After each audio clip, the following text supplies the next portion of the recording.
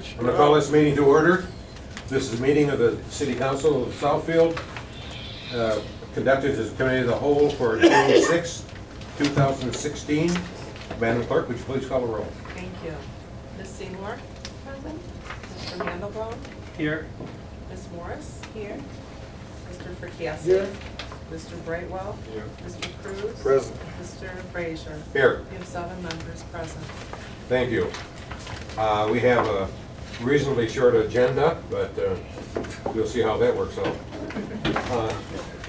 Our first item on our agenda this evening is the volunteer medical first responder program, and we have some guests that would like to make a presentation to us. But Mr. Mandelbaum, I'm going to let you lead this off.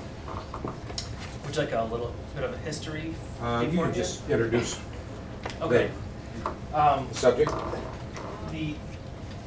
There's a program that's done in many different cities across the United States, worldwide, and there's some volunteers that want to bring the program to Southfield and Oak Park, and maybe expand it further as they grow. But tonight we have with us Gary Torgo, who's the founder and chairman of Talmer Bank, and he has with him Betsy Schechter, who's one of the volunteers, who's also a former paramedic, volunteer paramedic. Dr. Kincaid, who's with the Oakland County Medical Control Authority, and Sam Bass, who's a current paramedic for Alliance Mobile Health. Okay. So, Mr. Targo, you're going to make a presentation? Thank you very much, yes.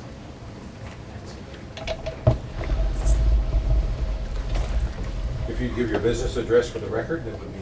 Sure, my business address is 2301 West Big Beaver in Troy, Talmer Bank and Trust.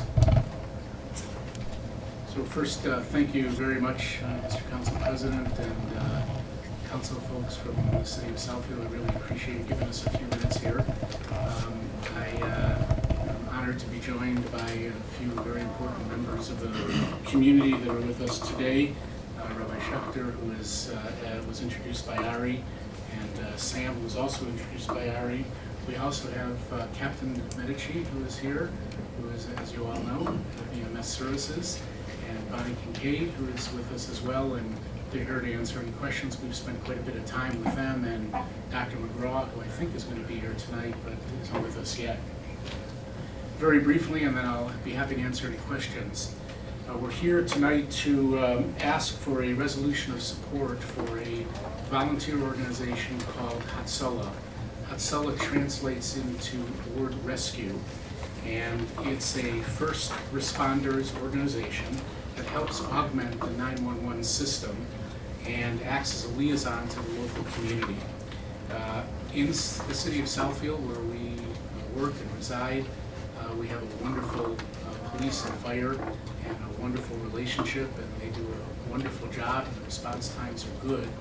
But in every community where you can line up neighborhood folks who can get there even quicker because they live a block away or down the street, to have a first responder who's trained and can respond and is appropriately responding, it helps the 911 team, it helps the ambulance services, and it helps those who are really obligated in those responsibilities. This organization was founded in the 1960s by a gentleman by the name of Weber, who was at a service, a religious service, and somebody was having a heart attack next to him, and he did not know what to do, and no one in the room knew what to do. And they called 911, and by the time 911 got there, the poor individual had passed away. And he said, you know, we were right here, and none of us knew what to do, and we should be trained, and people should be trained. And from that one incident, this Hatzalah volunteer organization has blossomed all over the world. Today it is in 30 states of the United States, 30 locations in the United States, including Philadelphia, Chicago, Miami-Dade, Los Angeles, Baltimore, North Jersey Shore, Lakewood, Elizabeth, Far Rockaway, Brooklyn, Queens. It is in 25 international branches, including Mexico, Canada, Brazil, England, and so on. We recently, with the great help of Bonnie Kincaid and Captain Medici and a few others, we traveled to Chicago together to see the Chicago Hatzolah, which is a few years ahead of us. And we met with the fire chief of the city of Chicago. He's got quite a responsibility. And the Chicago leadership, the EMS folks, the police and the fire, to talk about how the Hatzolah is working in their communities. And we found it to be a rousing success in Chicago. It's a much bigger community than Southfield or the areas that we want to work in, but they were extremely complimentary of the Hatzolah volunteers. They made it clear to us that the Hatzolah volunteers and the community knows that you call 911 first. You don't call Hatzolah first, you call 911. The community is instructed to do that, and then after you call 911, you can call Hatzolah, and if they're in the neighborhood and they're there, they'll arrive on the scene as well. And in Chicago, they've had a wonderful success and a great relationship with the Chicago leadership, with the fire and the EMS and the police. We have been working on this for probably about a year, trying to begin this process in both Oak Park and in Southfield. I actually attended a meeting with the Oak Park leadership last week, and they were very pleased and gave us a letter of support actually right at the table. They were thrilled, and we're hoping that we would start as quick as we can. Today, what we plan is to have about 30 volunteers. Those volunteers will apply to the Hatzolah office that we will set up, and we will sift through, we'll probably get a lot more volunteers than 30, we will sift through that volunteer corps, and we will choose a number of people who we think are appropriate, who can handle the training and can be part of the organization that we're setting up. These are all volunteers, nobody will be paid. The startup cost for the organization is about $400,000, and that's to do the training and to buy all of the equipment that will be necessary. Training will cover airway control, anatomy and physiology, patient assessment, proper handling of a patient, how to move a patient, emergency childbirth if somebody's having a birth at that moment, pediatric assessment, geriatric assessment, helping out the EMT and the medics, EpiPen injections, and items like that. We will provide each Hatzolah volunteer, after they go through a 200-hour training course, we will provide them with an oxygen tank, a wound care pack, a mobilization pack, an AED, EpiPen injectors, a childhood pack, and we will provide those. We will pay for them after they become trained and they're willing to be a volunteer with us. They will be taught all of the things that an EMT individual would need, although as soon as 911 arrives, they will hand off that patient. They are not there to replace 911. They'll be there to pass off when 911 gets there. We all live in communities. Our community, as I said, is particularly good, but if you're next door or you're in a building and you're a volunteer, you'll be a first responder. And today in America, we know how critical first responders can be and how critical it is for us. The training will be done by either Superior Medical or the Michigan Academy of Emergency Services. They'll have to pass their course. They'll have to be certified. They will be given a decal so the 911 folks will know who they are. There will be no lights and sirens. There won't be any ambulances. They'll keep their packs in their cars, and they'll be able to drive over if Hatzolah or Hatzolah volunteer is called. This organization, which is, as I said, is open since the 1960s, has saved thousands and thousands of lives. It is really international. As a matter of fact, although this has not yet occurred, even the city of Detroit, which is struggling with response times, as most communities are, is taking a look at the Hatzolah program for their communities as well. I don't know where that will go, but they are looking at it, they're considering it, and it has occurred in so many wonderful communities that I think everybody sees it as an opportunity. We would love to see volunteers come from beyond the small neighborhoods that we're going to start with, and we think that it could be something that will bring communities together and neighborhoods together, give people a chance to be trained in areas that we think are necessary and good for everybody to have, and we see it as a real opportunity to do more for the community to assist the great services that we're getting in our communities. Happy to answer any questions, and I know that the real experts are here and they can answer questions as well. Mr. Cruz? Yes, my initial response to this is positive, right? That means you can't look at this as an opportunity for additional support for our city and our community and so forth. Two things I had in mind. One would be, and I don't know who can answer this, would be about liability issues as it relates to the volunteers and what they have done prior to maybe our Southfield police and fire, whatever, not got to the scene, will we be accountable for something that went wrong? And so forth, and you know, what does that mean for us? The second question I would have to do is with regard to union issues and so forth, and making sure that this is not looked at as a replacement for anybody in the department, in terms of more of a supplement, not as a, you know, as a replacement for service people that we normally would have hired as part of the team, to an enhancement, I guess I would say. You want to cover the, I'll cover the liability question. It's a great question. I should have covered it myself. Hatsala will be fully insured with its own insurance policy, and it will insure and cover all of the actions and all the activities of all of the volunteers. So if, God forbid, there is a mistake made or anything occurs, we will be responsible for the insurance for it. We'll turn that into the city attorney, and we're already exchanging some documents in terms of the contract for volunteers between the city and Lieutenant Hatsala. On behalf of the union issue, we looked at it. We've been working with them since like September, October. It is not replacing the 911 system. It's going to be an earlier response within their community where they've had issues calling 911. So we are still there. Chicago actually saw an increase in their numbers, which we are going to have to prepare for to call. But right now it is not a union issue. We're okay with it. We've backed them ever since the Chicago trip, and we've really seen how they've operated within their community. They're not replacing us. We're still 911. We're still going to respond.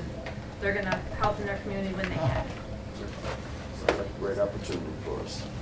Just to add, if I may, when we went to, I did accompany the trip to Chicago. I'm very familiar with the program. I've seen it in action in other cities. My aunt was actually a dispatcher in Baltimore, and I've seen it in action. And one of the questions when we went on the trip, I went from the city's point of view, obviously. And one question I did ask the fire commissioner was, has this affected any staffing? His answer was, no, it hasn't affected any staffing. And he said that when they look for staffing, when they're budgeting, he does his budgeting and staffing as if this volunteer organization does not even exist, because they're volunteer, they can disappear any day, and he still has a city to be responsible for. So that kind of also helped in understanding what kind of effect it would have, which is none, on our Southfield Fire Department. Okay. We've asked Dr. McGraw, who is the Oakland County Medical Control Authority Medical Director, to be the medical director for Hatsala, and he's agreed to do that for us. And I'm not sure he's here yet, but he's an extremely impressive and talented person. I'm sure most of you know him. And he embraced this and embraced Chicago to see how the Chicago operation is conducted. Mr. Raymond? Yeah, I like the idea also, and I think it's very, it's a worthwhile entity that serves the community and to get more people involved in the community. I did have issues with respect to liability, the union, job erosion, those kind of things. The two main things that, with respect to liability, when the change of custody of this patient, and I assume the legal side of it will let us know at what point the city becomes liable when they're changing custody process. And I assume that will be on an individual case. But the other item I would be interested in, and I'm definitely supportive of this, but of all the other cities that you spoke of, what has been the major issue with respect to the learning curve for the residents, for the responders, and also for the city? I'm assuming there's some hiccups along the way. Yeah, that's a great question.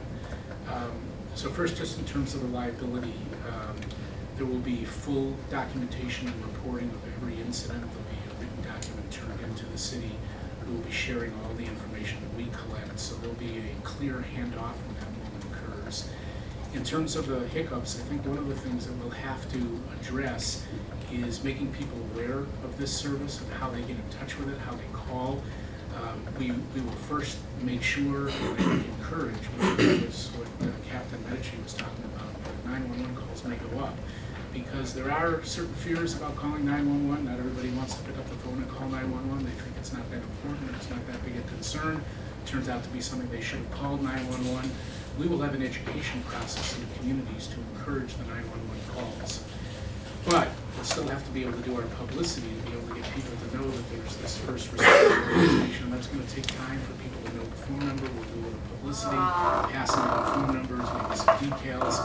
And of course, I think the city, and from all the conversations we had with the emergency services folks in Southfield, they will also help us to get this word out, because if somebody's a block away and they're waiting for 911, they would like to encourage us, if we're trained, to get to the scene first. So I think it'll be probably a period of people understanding it, a period of marketing for people to understand what we're doing. We got to get a volunteer corps together, and we want to make sure we choose the right people. They got to be able to pass this fairly rigorous assignment in order to become trained in this area. We're not going to give any equipment or certification to anybody unless we are comfortable they've passed all the certification. So it's going to take us a few months to ramp up and to get the right people to do it. Right. And just as an add-on question, I think you mentioned that you will give individual details. Is there built-in safeguards so that fraud is not like somebody not belonging to the organization, they just might show up and let's say impersonate your people? Great question. So first of all, they will be wearing identified jackets and identified names of Hatzalah. Nobody can go to the scene without being dressed properly, so they're identified just by the equipment that they're wearing. They'll also have a decal that only our supervisor will be able to give out. It'll be like a badge, so the same way you get a badge, you can't get it without us giving it to them. They'll have to present to us the certification that they've passed at 200 hours. There'll be a lot of safeguards for people to know. Is it? Yeah. Okay, Mr. Fracassi. Do we still have direct contact with the hospital when we are at the scene? Yes, we contact them either by cell phone or by 800 radio. My question is, the first responder, would they have knowledge or the ability to contact the hospital? In other words, when the fire department gets to the scene, if they're in contact immediately with the hospital, if they run into a situation, they have a doctor at the other end. Is that correct? That's correct, and like them, they will also work under Dr. McGraw, who's our medical director also. So they'll be working under Dr. McGraw also. So they will have direct contact. That's part of the licensing, that they have to have contact with Providence Hospital. So they'll have the same opportunity, the same contacts as we do. I talked, a lot of these questions I had on here, and I was talking to Michael earlier, and got his answers. I just wanted to make sure that we had that hookup. The other item that I had here is that in this final impact, the MES service may be needed more frequently for transport of patients. With some 13,000 runs that we have, are we able to have more runs with the equipment we have? That's kind If of that becomes that's a kind of a problem. twofold thing. We're under the new priority dispatching. We are going to see some runs lessen because of that. Some that may go out to a private ambulance company. From pulling the numbers in the vicinity, I don't see a huge impact, no. Chicago did, but you have to remember how big Chicago is. And they had 5 units? Yes. 5 units. Just some background. The fire department were able to do the same medication, give the same medication as the doctor at the hospital. That's why they have that connection. And at that, way back in '72 when this was started, Representative Joe Forbes, you probably remember Joe. Yeah, he was majority floor leader in the state, and Danny Cooper was the majority floor leader in the Senate. And the other one that passed legislation that allowed our fire department to do what they do. In other words, to have the ability to do that without liability. And so my question next time to you was, that how would that match up with that state legislation that was passed? How does that hook up with having someone going to Bonnie? Yes, certainly. Public Act 368 of 1978, as amended twice, gives that liability. It's the best in the nation. The state of Michigan has the best liability coverage for our EMS personnel and our life support agencies. Hudsella would become a life support agency licensed under the state of Michigan through our Medical Control Authority in Oakland County. So they would have the same liability coverage that Southfield Fire does.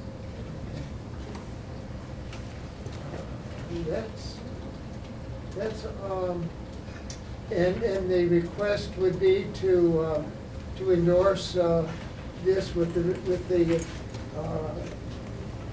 request of the fire department, and there was, We would need. the action of the council would, you would be able to come and recommend this to us, in other words? Yes, after all the research we've been through with them, yes, I would recommend them. I think this is a great thing, by the way. I just want to cover myself with some of the questions. And I just want to touch on, as far as liability and patient care, when they're on scene, it would be just like a private ambulance being on scene, or a police officer, or a PSO. They're on scene, it's their scene until we get there, and then to continue the scene, they would transfer that patient to us. So they have their own entity, it comes to us, and then we take it to the hospital. So it's just a continuing care, and without a delay of care. Great. Yeah, that's a great thing to have, absolutely. But can I chime in here, because I did have a question with regards to that, the patient care.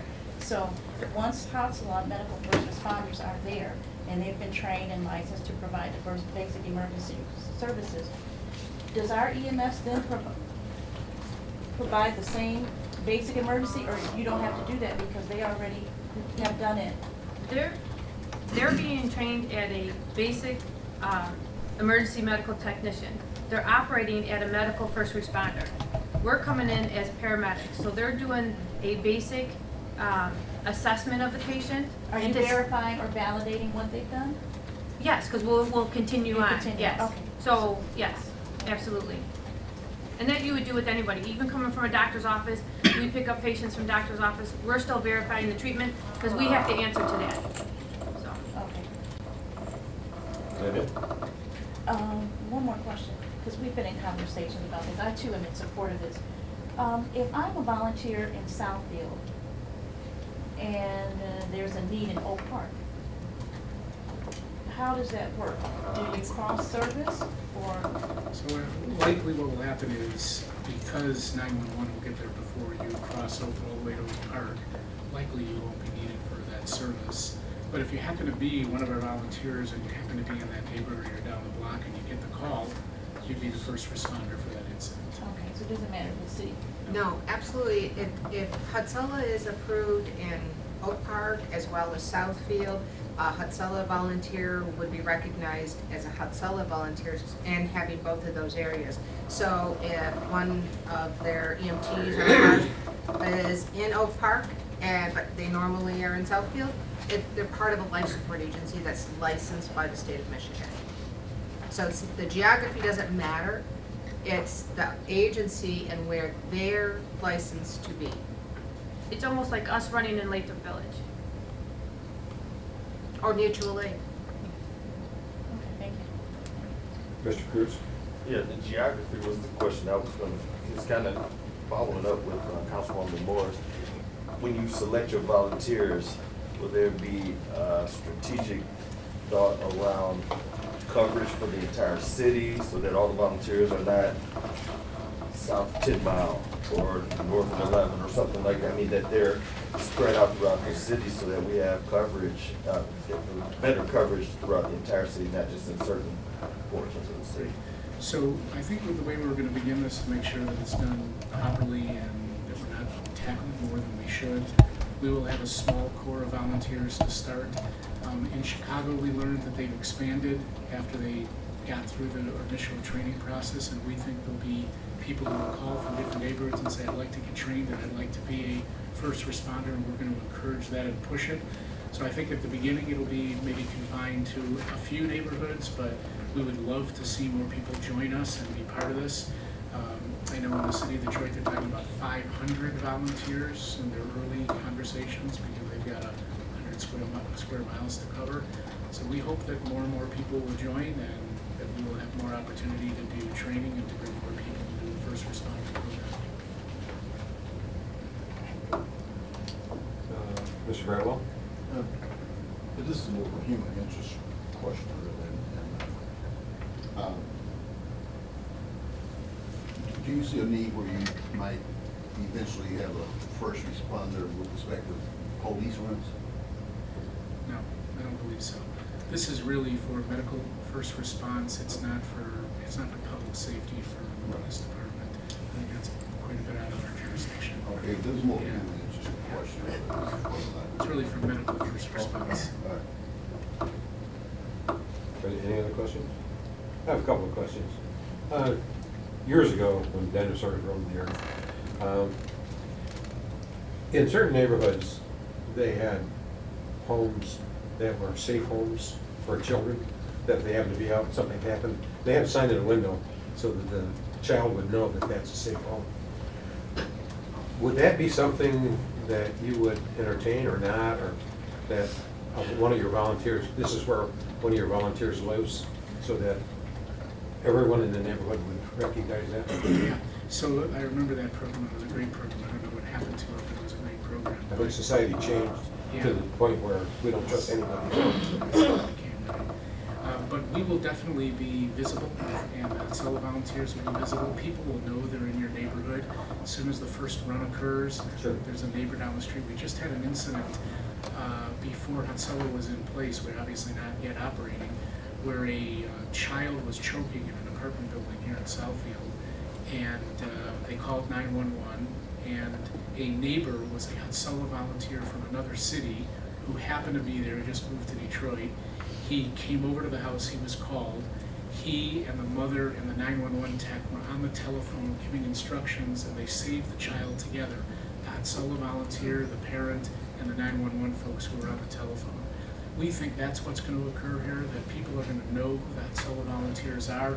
They're going to know the locations, they'll tap on their door, they'll pick up the phone, they'll call them.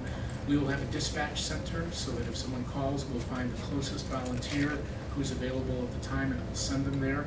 But I think as time goes on, we learned this in Chicago, people know where the Hutzello volunteers are and who they are, and the 911 techs and the people that are actually doing the service have become more and more close to these people, and so the camaraderie between the organization and the formal medics and the former 911 has become really, really, I think, broad, and we hope that'll happen here in Southfield as well. The second question I have is, with all good intentions, how would you know when you need to fire a volunteer? Great question. So the people that are going to be the supervisors for us are going to be people who are already trained in this area. We're going to do a very careful screening, first personality screening, to make sure they're people that should be appropriate to go on these first response calls. There will be regular weekly meetings of all of the calls and discussions about who went on it. The supervisors from Hutzello, who are all volunteers, we'll go through each one of those. Initially, we'll go through each one of those incidents. This is going to be a very well supervised program. It's going to be easy for us because we're a small crew of, let's say, 30 volunteers, and we've got lots of people who would like to join us and be involved. So we'll have EMS technicians who are involved with us. One of the gentlemen who's here today is already a very talented EMS technician. He'll be with us. We have former Hutzello volunteers from other cities. So we're going to have a pretty good crew of people who are going to watch this very carefully. And the city, really the people that we're going to be working for, are going to be on top of us to make sure that the right people are doing it. They're going to know who's at the scene. They're going to know every incident that occurs. And we provide medical oversight for the entire county of Oakland. So they are under our purview as well, and our PSRO. And just so we're clear, anytime that they're dispatched to something, we're coming. They gotta call us. That's the stipulation, that they're not replacing the 911 system. They're not gonna come in and triage and say, we're not coming. We're gonna be called. It's just they're coming to give quicker treatment if needed in their community. Well, if the program works properly, and I understand it, they'll call you first. Absolutely. Before they call absolutely. Yes. They're gonna have a direct line to, I'm sorry. No. They're gonna have a direct line to dispatch. They had meetings with dispatch to maybe get a hotline, which will be a quicker response than picking up call 911. And if somebody calls Hatsala, they will ask them, have you called 911? If they haven't, they'll instruct them to first call 911, call us back. Are there any other questions? Now, what you need from us is a letter of support. That's correct. Who do we address this letter to? The letter addressed to Bonnie Kincaid. Okay. Oakland County Medical Control Authority. Okay, so we'll need, assuming that we get 4 votes, we'll need your official name and address so that we can. Business card. Okay? Now, I do need a motion to, of support. Are you doing a roll time? Or Or are you just getting a consensus? Oh, yeah, we're gonna take this to the regular meeting. Okay. Yeah. So what we'll do is, we will get a consensus, I misspoke myself. We'll get a consensus, and on Monday, we will take the official vote. Okay? 20. Well, the Monday of the, Yeah. our meeting here. Okay? Mr. Mandelbaum? Yes. Mr. Brightwell? Yes. Yes. Yes. Yes. Yes. So you have 7, we call it a consensus, but it's a straw vote. And so this will appear on our agenda for the 20th, and following that, we'll have your letter of support.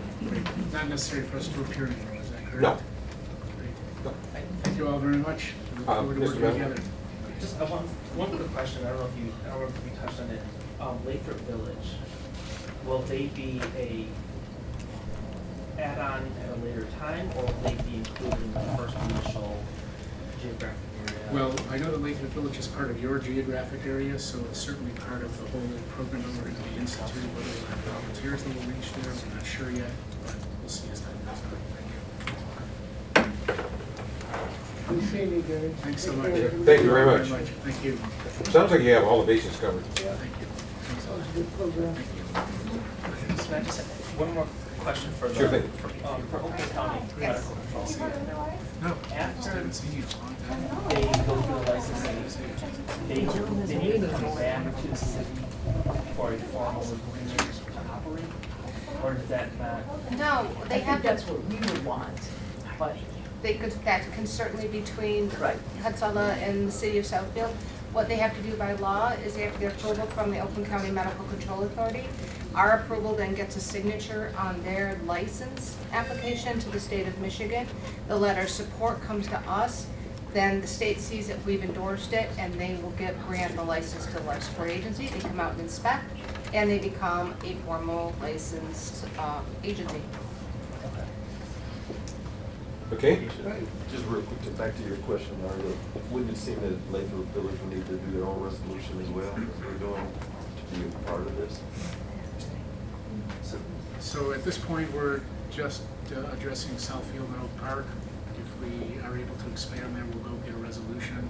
We certainly want to exclude somebody who calls from Lathrop Village or somebody's there.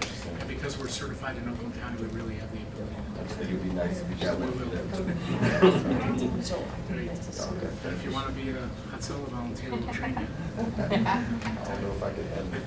I do too well this size. Thank you. Thank you all very much. Sure. Thanks. Next item on our agenda is the I see you, Brian. GIS presentation. Sally Grace? Sure. Good evening, council. My name is Sally Price. I'm the GIS coordinator here for the city of Southfield. For those of you who don't know me, I know we have a few new members. I'm here kind of threefold tonight. One, to show existing council, or the council that has been here from the beginning of GIS from 1996, what we've done over all these years. To show the newest members of our council our GIS system. So I'm going to kind of do a little bit of a training too, just to go over what we have so you can share it with others. And I'm also going to be presenting on the 20th, I'm coming forward with the contract for our existing consultant for a 3-year term. So that's kind of what I want to show you tonight. I'm Sally Price. I have Steve Gugola with us, who is our GIS analyst. And GIS Inc. is our consultant that we use, that we've had for about 6 years now. This is kind of how I look at GIS and how it's gone over the last 16 years. We started in 1996. Oakland County started their GIS, so we piggybacked off of them. They started with their parcels and some aerial photos, so we were able to get that for Southfield. So that's how we began, and then council approved for us to go out and GPS all of our structures. So we have our utility infrastructure as the basis of GIS. And from there, then we started adding users. I kind of think of these leaves as users. And then when we get to 2016 here, I think of all these little cherries as applications and departments. And so our GIS is definitely an enterprise GIS system, meaning citywide. GIS falls under the engineering department, under Public Works. I've been with engineering for about 25 years now, and when GIS came into the city, it's a computerized system. I had the only computerized system, which was CAD, and that's how it came into engineering department, and it's always stayed there because I'm also an integral part of engineering too. So who uses GIS? Our residents, contractors, consultants. We go through the list. Public Works, pretty much every department across the board. I have planning, engineering, building, police dispatch, fire assessing, parks and rec, code enforcement, our emergency operations center, traffic engineering, and I'm going to go through a little bit about what we do for some of these users. These are some of the custom applications we have. I want to go through a couple of them. I'm going to just show you a quick screenshot. Our dispatch uses the GIS application. They can quickly put in an address, it'll come up with streets, and they can tell the cars where they need to go. That's probably been in place for over 10 years. I'd say we've revamped that one time. Now this is our new Fire Web GIS. This goes out to the internet. They have a login, which I set in there so I wouldn't have to worry about that. And Councilman Frazier asked me the other day what exactly this does. So I want to give you an example. We're going to query an apartment address. If you try and use Google Maps to query an address, it would take you to the center of the complex because it's geocoding. Like, it does not know each building. What we have done is we've located each building. So when that fire department, they put in that address, it shows them which building they need to be at. Because if you try to use, like I said, something like Google, it's going to take you to the center of the parcel and you won't know what building you're at. So here they know they have to go all the way to the back for that particular address. We've actually have site points for all of our condos in the city here. So, and then also they asked us, this has been built over time also. By users, they ask you for something, and I have something for you tonight that you had asked me for the other day. But these are their hydrant locations. They need to know where those are so they can connect and put out a fire. They asked us to put water mains. These are the layers that are available to them. These are things that they asked for because they don't need a full-blown GIS system. They need it quick, fast, and with them it's definitely about speed. So that's our Fire GIS. And like I said, that's the newest app we've been working on. This is a screenshot of our home loan. We work with our rentals. Building department, Lorna and Rental, tracks all the rentals, and we can generate a map with some analysis, you know, where in the city where you find those rentals and things like that. Whoop. There you go. And this is our GIS console. This is pretty much what every desktop has on it. And it starts from here. A resident comes in or a phone call, they have an address. You can search either by Sidwell, intersection, section, a variety of different ways, owner name, address. They can put in the numbers. You can see Steve's going, it lists all the streets that the number 2 is on. From here, you can get more information about that property, your owner info. A lot of times you might have a parcel, you need an address, or you have an address and you need a parcel ID, you can quickly get that. It shows you an image.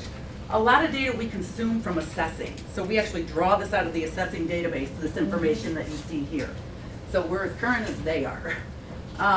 We also have a link here to BS&A that would take you out to more tax information. So if I have a resident that comes in to the counter and they're asking me questions about a parcel, they might ask me, you know, were the taxes paid this year or something. Well, I can go out and I go out to the bsna.net, which is out on the web that any resident can get to, and I can, you know, help them right there at the counter. I don't have to send them over to assessing because I'm kind of all about helping. And so that's the BS&A that goes out. So if we go back to the console, this is where we locate, and it's going to open up our map. It's already opened down at the bottom. So what it does is it goes out and it locates. Do So that's the one, oh yeah, it does have the blue. They located one of the condos, the one that we were talking about.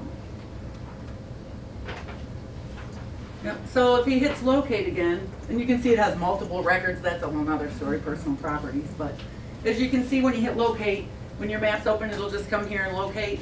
And what I want to show you a little bit, he turned on one of the aerial photos. I want to show you up here at the top. This is my little lesson of GIS.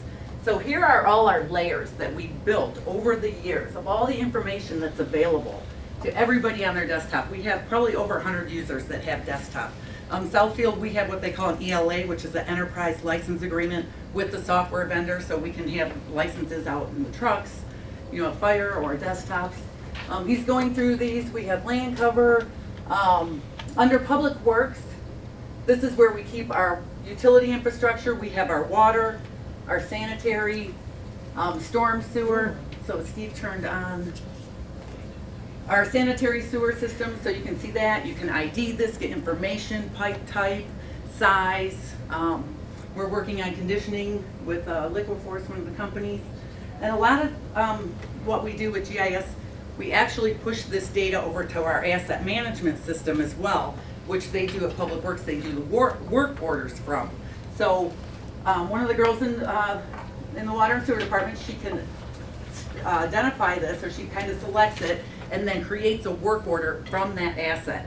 So then we can map out where our water main breaks are and things like that. So this drives a lot of other databases too. One of the things I want to show, Councilman Frazier asked me the other day about like gas tanks, underground storage. So what we did is I went and pulled out of assessing all the gas stations. We use their ECF codes, and we made a layer. So these stars are all of our gas stations.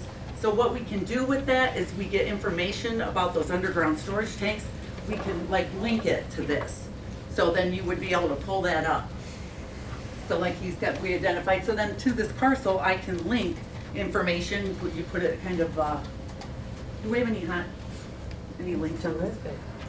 Just open up that water leak card. So we can link data to each parcel. I have water leak cards, sewer leak cards. We can pretty much attach any images. This is a great way to store your information. You have it on a server somewhere and you can retrieve it from the GIS system. And again, you can get all your information there. So we went over all that. I think that's, like I said, a lot of what we get is from the county. So we're very fortunate. We have 2015 aerial photos. If you go back up there, the great thing, go back into the aerials for a second, Steve. The great thing is we go back to 1963. So, you know, if there's questions of whether that garage was there or not, we can answer it. You know, if someone says my garage was there, it's only been there 2 years. Oh, really? Let's look back a couple of years. So that's a great tool. And there's so many different tools with this. You can do an effect and sliding, and very valuable, like I said, integrated throughout the city. Oh, he's going to show you the effects tool real quick with the different aerial photos. So you can kind of drag. So how you can swipe and you can see what's changed over time. Very neat tool. So that's back from 1963 to 2015. Wow. That 12 Mile and Telegraph there. Wow. Was at the mall. Look at the difference. We've grown a lot. Oh yeah, it's a fabulous tool. I mean, and this is even a way that you can, we can check check things like our building footprints. You can go back and forth from aerials to see what's been demolished and, or what's been built. So lots of Q&A stuff you can do here and find out. Everything for planning, we have their zoning map on here. We maintain that through here. If there's any changes, we get them through the planning department and we change them in the map here. And I know, Terry, we're going to go over some of the things that we've done. So I think for now that's all I want to show on the map sheet. But like I said, that is our desktop GIS. Yeah, from Curtis Line. Oh, that's right, I'll go over. Sorry. I know. And then Destination Southfield. Now this is our web GIS. So we were asked to, years ago I had it out to the public, and that's something we're going to go over, how much technology changes and things stop being supported. So I believe when Terry came and Fred started, we started talking about putting our stuff back out on the web. So we developed, which this has also changed a couple times, because software and programming. But this is what we call our maps and app gallery. We just updated this because the last stuff was not supported any longer. We have a few PDFs out, but if you go to the top, these are individual applications. We have My Government Services. We have a couple story maps of the DIA when they were here a couple of years ago. Parks and Rec Finder, you can go out to the application. If you want to know where to go swimming, you can type in swimming and it'll tell you which park has a pool. Things like that, barbecue, pavilion. This up here we call Southfield One View. This is our main application. This is very similar to desktop, but it's on the web. And it's, but you can go out, you can search a parcel. So this is our contractors can use this, consultants, our residents. You can, again, once you start putting your number in, it'll come back and bring the street. It'll it'll bring up the parcel. You can get all the information down here. So it's a little bit different, but it gives you pretty much the same information than the desktop does. So the one thing that you'll see up here is an employee login. That's for utilities. We do not put our utilities public facing. We keep those behind a secure login. So, but our employees here in the campus, some of them may not need a full-blown GIS desktop, so they could go out and use this. And they could log in if they needed to see the utilities. And again, we have all the layers available. Not every layer that is in our desktop is in here, but the ones that people talk about and that need the most information, FEMA, floodplain, wetland, that's, people are always asking wetland information. And we have a little bit, you can change the aerial photo, a couple little tools. And again, you can, so he's got different choices there. And you have the toolbox up here with a couple tools in it, identify. Again, you can do a little bit of markup if you wanted to on here, and then you could print that out in a little 8.5 by 11. And one tool that we showed, you want to show the TriView tool in here? We did show that in the demo the other day on desktop. But we also have this on desktop, which is a great tool. It kind of brings in Google Maps and Bing, and it gives you a street view. So if you're on the map and you're like, oh, I want to see, like we use it to actually, we can update our utilities with it. Because now with aerial photos on Google, you can see a manhole in the street. So we can go out here, if we're looking on our map, and we can say, oh yeah, there's that manhole or there's that catch basin. So it's definitely beneficial. We love the street view once we tied it to our stuff. All right, goes on. Yeah. So that is our web facing. Okay, thanks, Steve. This is just a sampling of some of the custom maps that we've done for different departments. A lot of planning departments. We work a lot with administration, doing analysis. We've done some neighborhood enterprise zone. We've worked on the master plan, damage assessment. When we had the incident here back in 2014, we were one of the first ones to get the stuff into the state all digitally, because Steve and I came in and entered everything. As the guys were going out in the field collecting the data, they were bringing it back in, we were entering everything, so we were able to send it right off to the state. I know that they really like that. Brownfield zoning map, like land value maps, we work with assessing, they need certain things. A lot of, we do work with our public works. Lucity asset management, that's what I talked about, that's where we push data to for our public works department. Technology upgrades. As we all know, technology has changed a lot in the last 15 years. This is just some of the things that I've had to go through. When we started, we had an Oracle database. It was the only one that did a spatial database at the time. We've now been able to move in 2010. We moved to a SQL database, which is the same platform as the city. Our software, which you saw, our desktop software, that's gone through 8 versions. We're now at 10.3. We're working on deploying the rest of 10.3 right now, but I've gone through all these, 3.1, and every one of those has their own programming language too. So Windows upgrade, like I said, the city, we were at Win, well, I started before we even had Windows, but we have Win 98, we went through NT 2000, XP 7, and we're all on pretty much Windows 7 now, but IT has already started pushing out Windows 10. So I have to always make sure my stuff works with all of their stuff. Hardware, I've gone through servers, desktops, laptops, tablets. Now we're working with tablets. Programming languages, if anyone's a programmer, I've gone through 7 different programming languages. They stop supporting, you have to change. that our newest app that you saw, our One View, was written in an HTML5. WebGIS, that was what I was just talking about. So I've gone through 3 versions of that. So there's constantly upgrading, constantly changing. And this is just a little bragging. I've done several presentations for the county, Imagine Group, which is our GIS group, because everybody loved what we did. We've pretty much been on top since the beginning with the support of council. It's been great. So that was just a few of them that I've done. And we won an award a couple of years ago. 2013, the SAG Award from Esri is our vendor for the software. They recognized what we did for our Maps and App Gallery that I showed you. We had a couple articles written about us.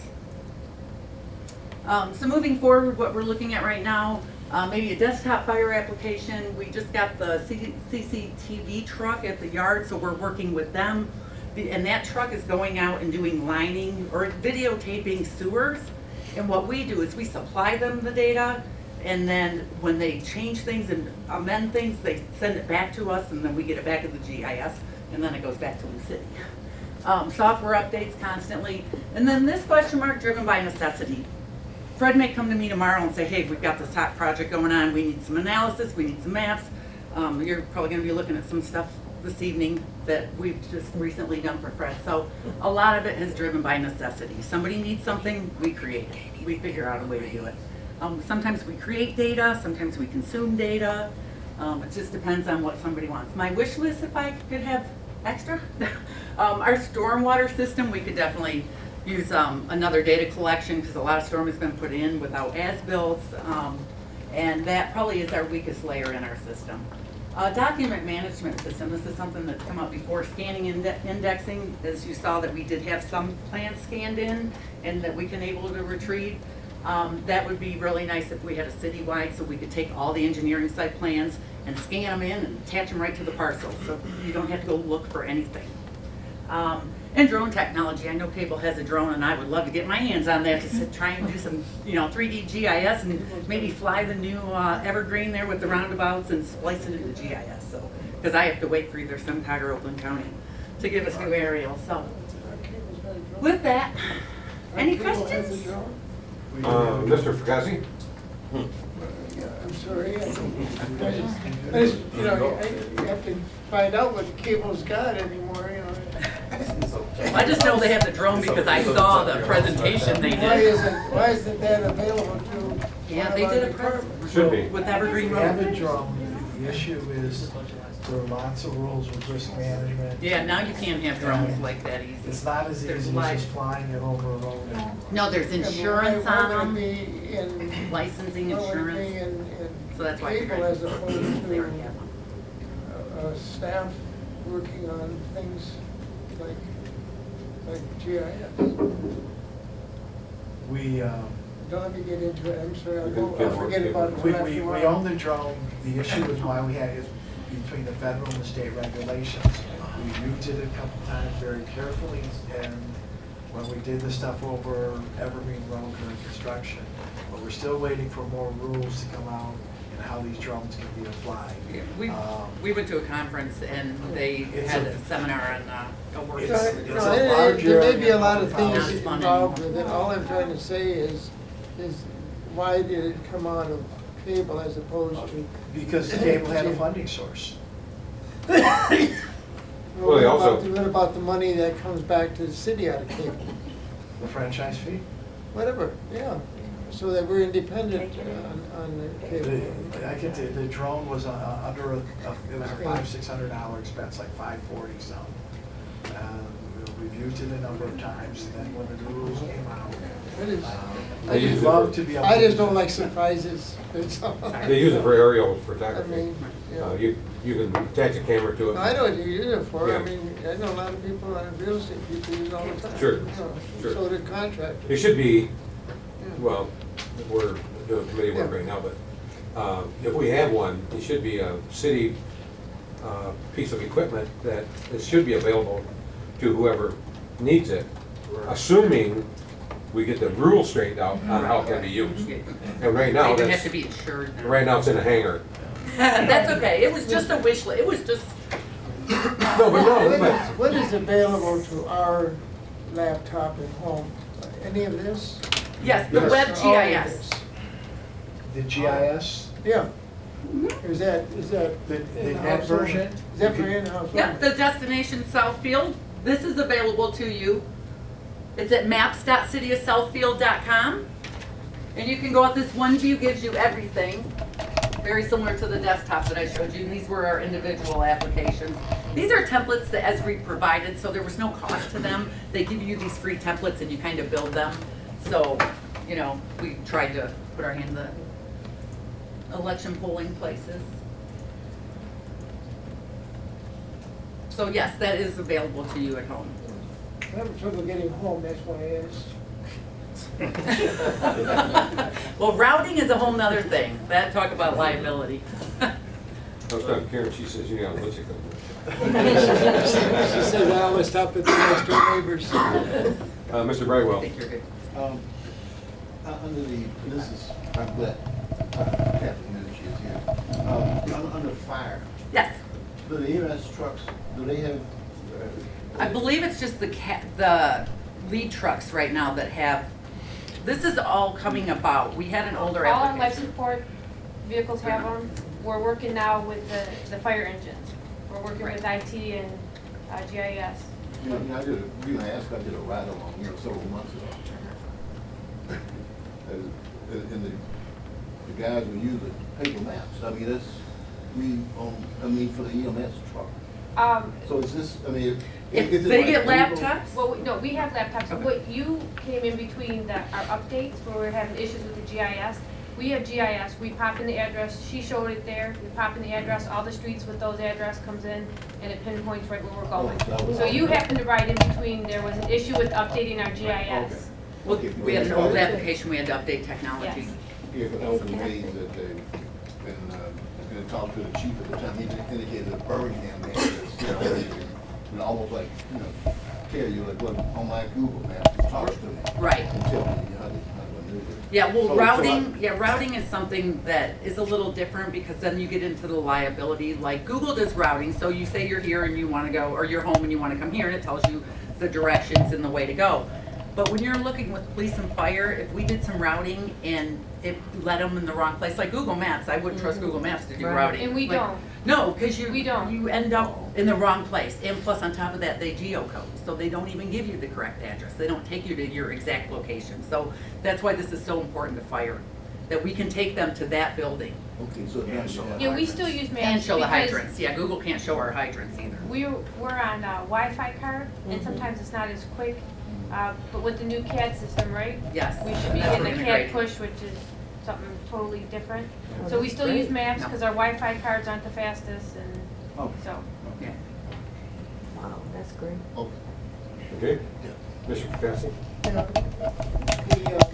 amount of cable that's being placed in the city conduit, how do you get the information if someone is putting cable in? And how you So you're talking like explain fiber companies? that? Yeah, they pull permits through engineering, and that's all tracked through engineering. And we just started working with that and working to get that into GIS. As they bring us as-built, we're gonna put them into GIS now. That's something that Fred's worked with the utility companies. I But know. that will be behind security, right? Pardon? That will be Yes. behind security. Correct. That will be available for us only. Yes. I mean, that makes a lot of sense. How long does it take you to get it on the map? Well, it depends on how much it is and what it is. I mean, if somebody gave us the whole street and all the utilities, it could take a day or something to get in there. Depends on how many times you get called to do something else in the middle of the day, which is usually a lot.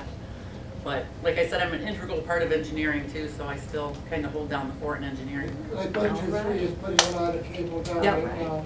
We know everywhere, they get a Southfield Road going under. they get a permit for that. Yep, they get a permit, so that's all documented through the engineering department. We know everywhere they go. And once they put it in, that's when we'll get an as-built back, and then that's when we can put it into GIS. Do we have quite a bit that we do not know where it is? We have permits for that, but do we have it on GIS? No.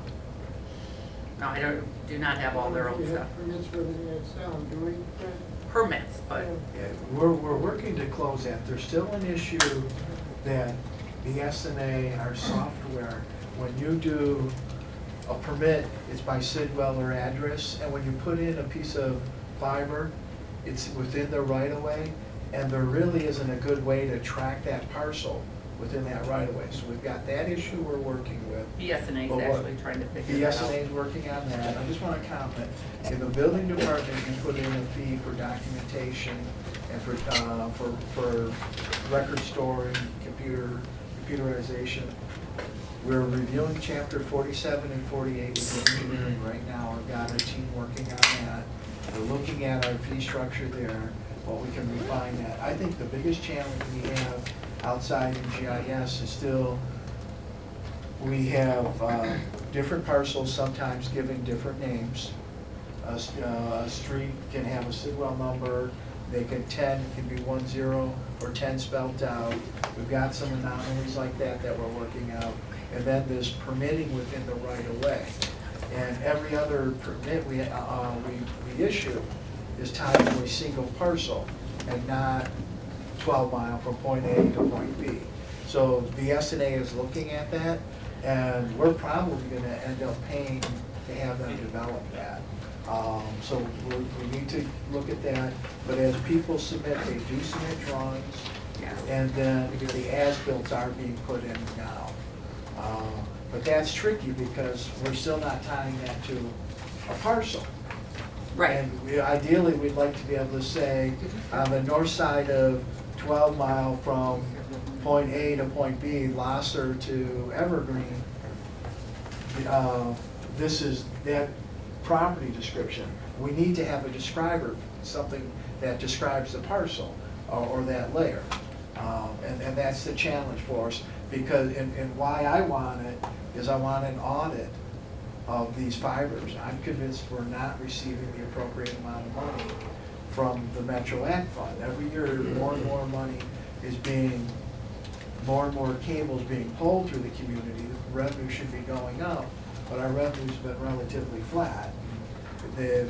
I need that information to challenge that. Yeah. I don't really want to get into it, but I was talking to Terry earlier about sustainable Southfield. I mean, the Southfield of tomorrow's got to be entirely wired and accessible to all the business as well as residents that want to get hooked up, because that's where it's going to be, that's where the future is. And we wired Frankenmuth in 2001, all of Frankenmuth.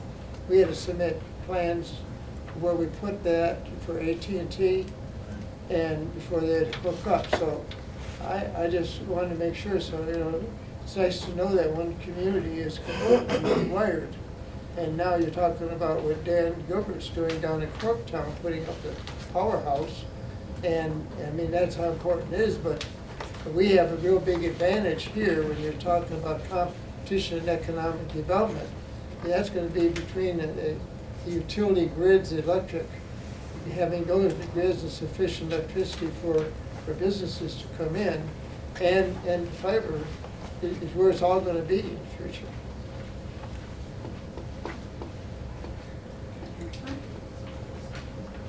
Any other questions? Mr. Mandelbaum? It's not really a question, more of a statement, but I have used the web application many times, almost weekly. Oh, great. But it's good to know that there's additional options if I. Would you like the password? Or in, or on city property, or I can always call you if I had You betcha. additional questions. But it's great, I've used it. I'll It's be more helped than me answer a lot happy, of Steve, or I'd be questions. more than happy to help you and give you a little overview and training, and we love it. I've done trainings, you know, overviews and council stuff, and individual trainings. It's great. Good. Mr. Cruz? Just had to ask the question about the cost on this. There's a letter that we're gonna need to approve. You want to touch on? Contract for, what, 3 years, I believe? Yeah, three-year contract, Sally has that in. Yeah, the council item will be coming forward on the 20th. I'm asking for a 3-year contract. We agreed with the vendor for an annual fee this year of $198,830, which is 1% more than what they've been at. They've had a 2% raise over 6 years. So they're getting a 1% for this first year, and it'll hold flat for the second year, and then a 2% for 2018-19. What is the amount? And, so the amount will be 198,830 for the first 2 years, and then 2% increase on that for the third year. And that'll be in the letter. Yeah, we'll do an actual write-up on the 20th. And Sally, go back, something you told me this morning when you and I talked about this. The rate compared, even with that increase, the 1% this year and then 2% in year 3, the hourly rate was how much? We went out to RFP for this about 6 years ago, and we did a study, and some of the responses that we had, one of them particularly for a GIS analyst was $75 an hour, and I am still, even at the end of the 3-year here, so for 9 years, I will still be less than that for my GIS analyst. I will be under that $75 that they quoted 6 years ago. So I feel we're getting very fair prices. Okay. Is that it? Any other questions? Well, then I'll say, Mr. President, if I may, the next item you're going to see is the planning department to save the city thousands of dollars. Before you go away, Sally. Sally? Yes, I'm sorry. Before you go away. I'm sorry. No, just the planning department saved the city thousands of dollars in producing a sustainable Southfield. A lot of that savings was because of work GIS was able to do working with the planning and the team effort. And then, if you, I also want to comment that we actually moved on the training with BSNA. Building was using the software, but now engineering has been brought in as well as planning. And that's coming together very nicely. Lots of challenges. We're finding out that there are other things in the communication, but that is closing the gap between, as an entity goes through planning, engineering, and building, how the departments are communicating. Each department will be able to see where a site plan is in the process, where a plan coming in.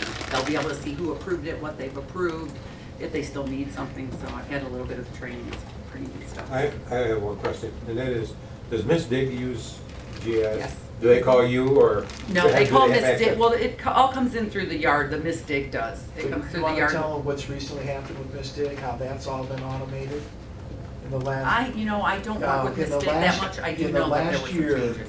All of, It's it all used in to the come yard. in by a fax. Now it's coming in by computer, handheld, and the guys would have to come back to it, but they literally get on their handhelds Emails. and their tablets, the information. Okay. And on the GIS, in my 8 years here, our staff has had, I think we have far more confidence in our GIS. When I first started here, it was a waste of time. Those were It's not, older but it's come DPW together so supervisors. nicely that the guys are happy with it. Lucidity is all about cost accounting, and that's the next step.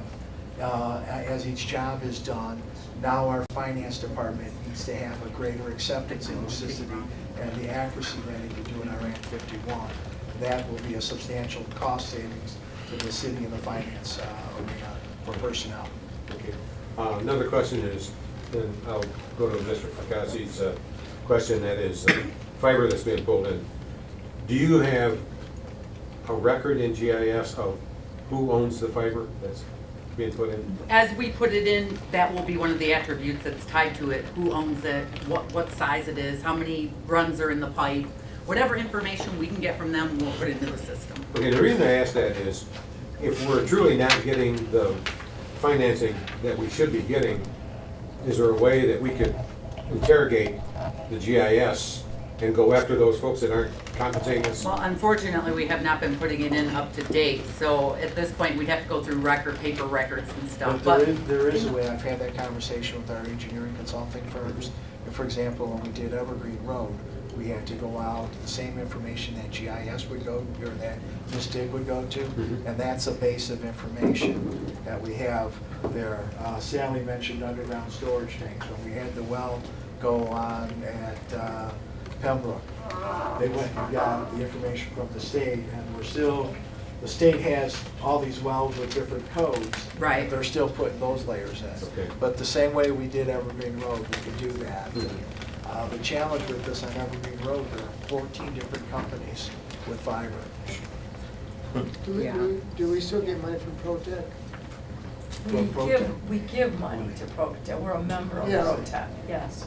But we used to get about $100,000 a year, didn't we? Revenue? No, they don't, That's Metro- right, that's the Metro Act, you're thinking. Yeah, And Metro. yeah, we get Metro funds and that, and it has stayed relatively flat. Flat. And That's that's- everything put in there right away. Right, exactly. A nickel a foot. And for public works, the issue in the right of way, I mean, we've substantially reduced the number of water main breaks. For example, earlier this year, we had a water main break on 8 Mile.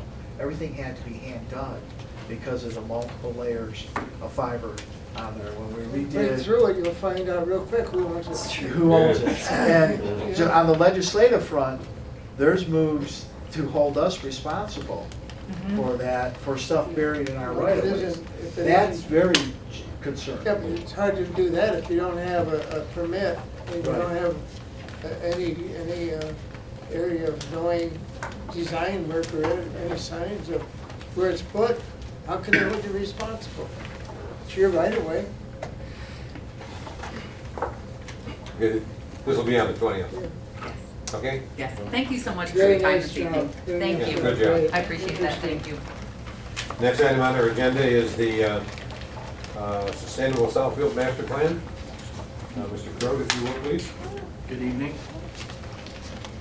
So each of you should have received a copy of the draft plan in your packet. What we're hoping to do tonight is just to do a executive summary overview in preparation for your June 20th public hearing. Mr. Spence and I will be here to answer any questions that the council may have at the end of the presentation. You may recall that the state requires communities to update their master plan every 5 years. Our plan was last adopted in April of 2009, and the council approved an update beginning in 2014. We are now at the final phase and last steps in the 26.1 mile marathon. So we're nearing the finish line. We still got one more step to go after tonight. We're calling it Sustainable Southfield because sustainable communities are places that balance their economic assets, their natural resources, and social priorities so that residents' diverse needs can be met now and in the future. Sustainable Southfield will take a holistic approach to environmental, social, and economic sustainability. The traditional master plan just balanced or focused on land use development, but today we see how health is related by land use decisions, and environment and climate change affects how many potholes that you fill, which has an effect on the budget. So we're taking a much more holistic approach. And we started with the premise that there's six principles as provided by the American Planning Association Sustainable Places Task Force. And many of our tenets in our plan focus on these 6 principles, including livable built environment, harmony with nature, having a resilient economy, having an interwoven equity, having a healthy community, and being responsible with regards to regionalism. Now, healthy living, which is one main tenet, is active living environments are places where people of all ages, incomes, and abilities can walk and bike, both for recreation and for transportation. This comes right out of the Michigan Governor's Council on Physical Fitness, Health, and Sports. And in my 30-year career, it's the last several years is the first time where we have cross-disciplines working together and using the same language. The health community, and we'll talk a little bit on fighting obesity, understands how important it is to have sidewalks and pathways and easy access to those things. How does healthy living relate to the master plan? Well, land use decisions can affect whether we have access to healthy food choices, to parks and green space, to good homes, jobs, and schools.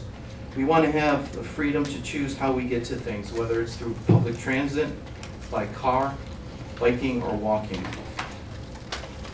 In healthy community design, researchers have found that people living in communities marked by sprawling development were less likely to walk, weigh more, and were more likely to have high blood pressure. As a first-ring suburb of Detroit that was built in the very auto-dominated 60s, we tended to focus on automobile land use planning and not so much on walkability. Also, other things like healthy food and good nutrition come into play with large urban areas, how climate change can affect the way we do things on a day-to-day basis, year to year with regards to budgeting. Importance of social capital. I've said this many times, back in the day, businesses and industry used to locate where resources were located, or natural resources, coal, other minerals, or where the transportation networks, whether it be the river, railroads, and so forth. Now companies are choosing to locate where the social capital or the human resources are located. Google spent $1 billion buying one block in New York City because that's where young professionals of talent that they're looking for want to be. So it's important to remember that. Healthy living also includes good transportation systems, land use and community development.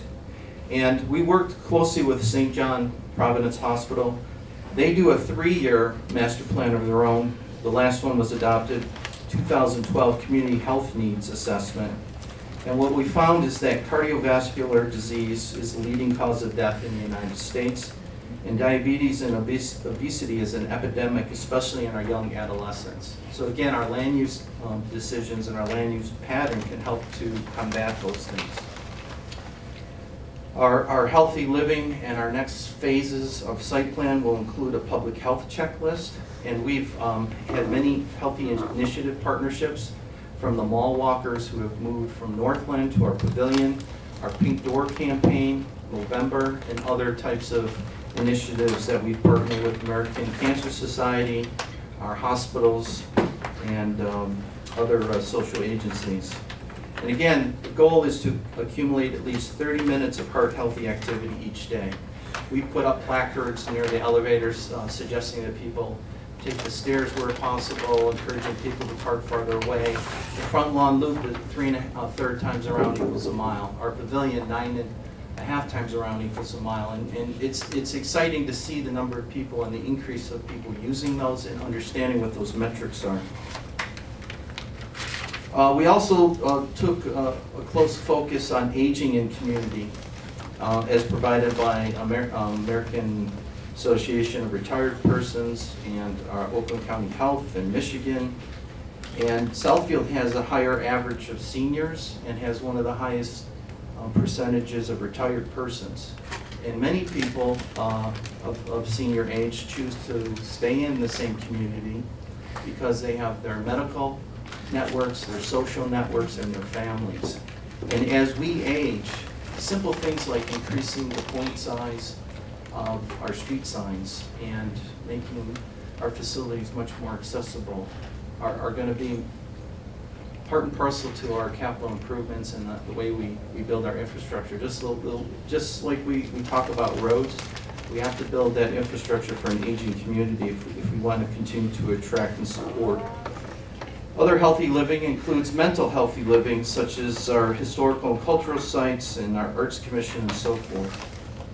Now, with regards to population trend, we've seen a downturn over the last couple of decades, but that's leveled off and we expect a slight increase. We're approximately 75,700 persons based on the latest SEMCOG projections. However, between 2010 and 2040, the age distribution will shift dramatically. Thus, Southfield's housing needs will continue to change. Currently, we have about 35,000 housing units. About half of those are rental and half of those are owner occupied. But they're in a niche of types of housing that people no longer want or need. What we're going to find is the older generations who have the large homes on large lots, that we already are seeing that the Generation X and Y do not want to have a mortgage, don't want to have a large yard to maintain. There's going to be a glut of these homes on the market, and if we don't start diversifying our housing mix and options, we're going to be in trouble. And a Great Recession and the boom of the mortgage was one thing, but this next trend, we have to start repositioning ourselves. Projects like 12 in Southfield Road, Jonah's projects, the Arbor Lofts. I know Mr. Brightwell's brought in some articles about micro lofts and other types of housing options we have to continue to look at. And as I stated earlier, our retirement population of 65 and older is 18.6%, which is the largest in the state of Michigan for a community our size. Housing and residential character, the typical family of a mother, father, two children, a dog, and a white picket fence are now a minority. We now are seeing more multi-generational families, more extended families, and more unrelated persons living together. We have to plan for that. Aging baby boomers are driving the need for more condos and urban townhouses, and also these micro homes. And Southfield has a much higher share of rental units, but what we're missing is the medium density residential units that are commonly found in university towns and walkable towns, 8 to 12 units, 2 to 3 stories, where faculty, graduate students, and other young professionals might live in one of their life cycles, and we need to start planning for them. Our challenge is to create an image of a city that young people are attracted to. And it's not just for young people, because when young people are attracted, it also attracts others, including empty nesters. Southfield's ability to attract the new economy, the knowledge economy, and the creative class equals our ability to compete. And our targeted businesses are technology, healthcare, and wellness in the automotive sector. And we've had 3 large success stories, and they continue to grow. Examples include Hello World, DUR, and Great Expressions, which result in over 1,100 new jobs into our community. This is a heat index of where jobs are located. It's no surprise Mr. Fracasse's been talking about the migration up Northwestern Highway and the Lodge, but you can see where the higher concentrations and the densities of jobs. They include, to no surprise, the DDA, the city center, and our new smart zone. Part of this, an important part of this process is public input. And the old standard was put a notice in the paper and hope people showed up. And in some cases, the staff outnumbered the people who showed up in the traditional sense of the word. And the demographic of those that showed up tend to be in the 50-plus age. And we weren't really hearing from our younger members of the community, as well as the very young. So Mind Mixer was utilized to obtain public input with great success. It allowed Southfield to solicit ideas and receive input from the public on a variety of 20 topics between January and July of 2015. And as you recall, each week we had a new topic. We had 3 to 5 questions for each topic. And the results have been compiled, quantified, and are being used in the master plan update. What Mind Mixer offered was a catalog of possible questions, instant polling, surveying, photo share, and ideal submission. The good news is that we had approximately 500 total participants that were active. Our average participant was a 37-year-old female residing in zip code 48075. 45.4% of respondents were younger than 35, which was a real success, but not at the exclusion of our older residents. 23% were over 55, so we had a nice balance.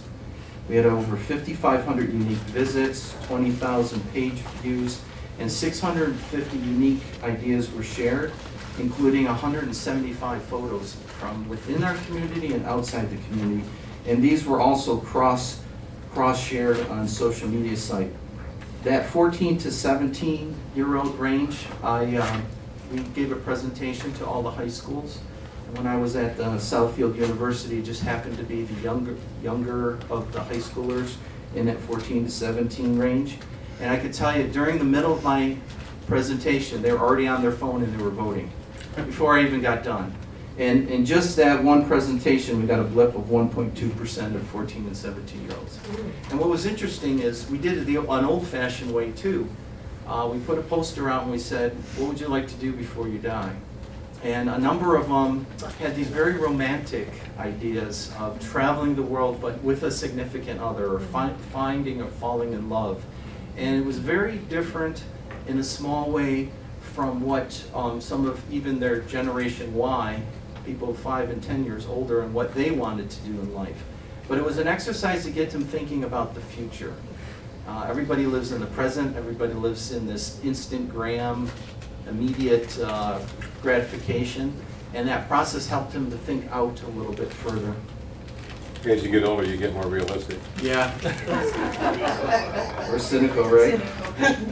But the top 3 ideas that were repeated, regardless of how we asked the question, and I was proud that this was one of the top 3, was walkable and connectivity through the city, sidewalks, bike paths, and increased pedestrian amenities. Street and road repair was no surprise. And then redevelopment and renovation of older commercial properties, including Northland Mall and the city center zone. But we didn't rely just on social media. We did an extensive outreach to public workshops. We sent letters to 130 homeowners, groups and associations and organizations. Our planning team went to about 36 different public meetings, giving presentations, getting input. And this also included the council visioning session, which was held on Friday, December 4th. And the results of that have been included into the plan. With regards to traditional planning, existing land uses, we did a windshield survey and used our existing database and knowledge through planning and reviews to identify every parcel in the community. Not too much of a surprise, residential homes comprise the largest portion of land use in the city at 39%. Some of you may know, and we always use a standard of around 18 to 20%, but right-of-ways was the 2nd largest land use. And then office and public institutional ranked out at number 3 and number 4 as far as land use patterns. We, working very closely with GIS, as Mr. Zorn had indicated, we updated all of our own maps. When I found that the last consultants did the master plan update, all we received was like PDFs. We weren't able to update or manage or make changes. And with Sally, staff, and help, we were able to create our own maps, and we can update them in real time. And this is going to be an invaluable resource as we move forward. We utilize land-based classification system, which has been adopted by American Planning Association.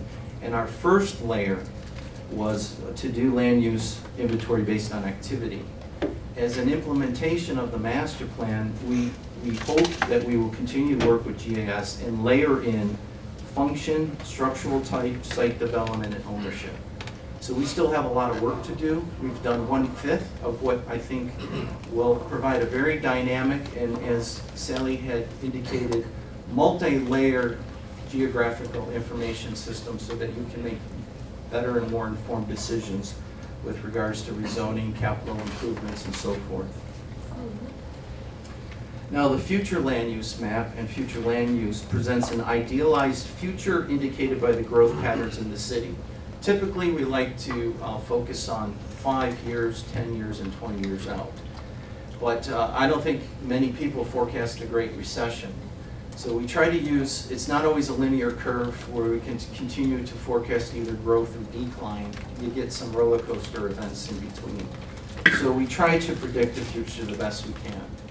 So you adopt the 5-year plan as a guide, and the Planning Commission, when they provide their annual reports, if there needs to be amendments, then those are the times to do the amendments in the plan.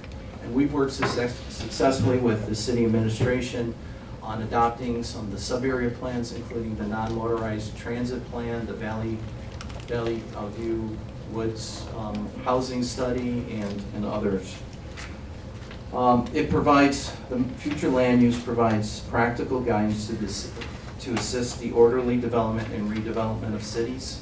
And the Michigan Planning Enabling Act gives the charge to the Planning Commission to be the overseers of all the departments, so that Public Works is not building utilities that aren't supported by a land use pattern, and roads aren't being built first and then the roads are tore up so that utilities can be put underneath it. And that's why they say planners take that high level view and make sure that all the different pieces work together.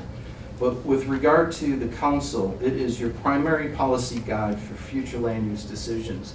And when a rezoning request comes to council, one of many factors that you make your decisions on, in part, is how you've planned the community with regard to your future land use map. Now, we've built upon the overlay development districts that the council has adopted and approved over the years, and we divided the city focusing on these sub-areas, because the DDA district is very unique from the city center district, which is very unique from North Telegraph Road or North Southfield Road.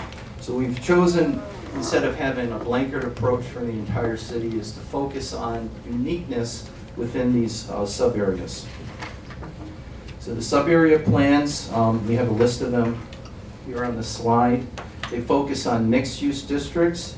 They're the main focus of the plan, and then they are further detailed for sub-areas such as Northland Mall, which is about 120 acres, the city center parcel, which is about 9 acres. And we are trying to incorporate real-time information with both of those steering committees and both those marketing studies, so that we at least have the basis in the plan. And then in a year or so, if we need to make an amendment, we can do that. But what this does is it'll reposition us to take advantage of redevelopment opportunities where we're steering the ship and not somebody else.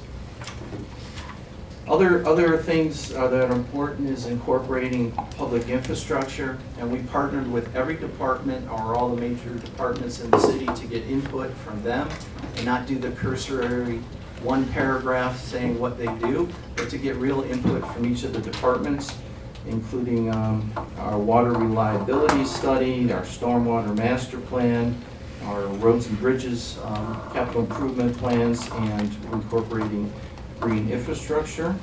We heard from SMART, and based on what Mr. Fracassi talked about, we'll make sure that we amend our implementation schedule to include fiber optics. Again, working with our public facilities and services, we reached out to each of our departments, and for an example, the police department violent crime rates are down in the past 7 years, and that's been that forecasting. And the areas where they have crime statistics, we can focus on the neighborhood redevelopment and housing improvements and so forth. Also reached out to our school system. We've got a good working relationship with them, as you know, but we got down to the nitty-gritty, working with their superintendent as they've updated their plans. And then once we collaborated with all these departments and we synthesized and we put everything together, we put this back out to the public on January 20th for an open house public input session on the draft plan. And these are some of the items that came out of that plan, including daylighting the Rouge River, redevelopment focus on Evergreen and Civic Center and Northland Mall, which the city is currently working on both of those, updating technology and infrastructure for autonomous vehicles, redevelopment of 9 Mile Road between Telegraph and Beach Roads. Again, all these things that the city is moving forward on. Implementation will be, has been compiled throughout the process. Chapter 11 has a list. It's really an action plan of items for us to focus on and to be measuring ourselves against over the next 5 years. And that action plan for the future should be incorporated in our capital improvement programming, our budgeting, and our department goals. And then finally, as a separate tool, we put together these appendices, a comprehensive list of the results for Mind Mixer, the AARP Livability Index, comments from SMART. Appendix C talks about FEMA mitigation ideas, and Appendix D talks about the master plan process. And the reason I just want to take a minute to focus on livability index is we now understand, and it's important to understand, how outsiders perceive Southfield through the internet and through their phones. Many businesses, many future students, many future residents will make their decision on our community without ever visiting our community. And Nancy and I had a little bit of a discussion that brought this point home. I was at SEMCOG training just 2 weeks ago. They brought a consultant in to review our ordinances, and she was making her critique based on a muni code that had been updated since September 2014. No fault of the city had been regularly submitting the changes in, but it hadn't been updated, at least in an easily accessible way. And so we're being critiqued on our old parking standards. Now remember, we went through an 18-month process, updated our parking standards, and adopted them in May of 2015. But according to her, looking through the web on Unicode, we existed as if we did in the 1960s.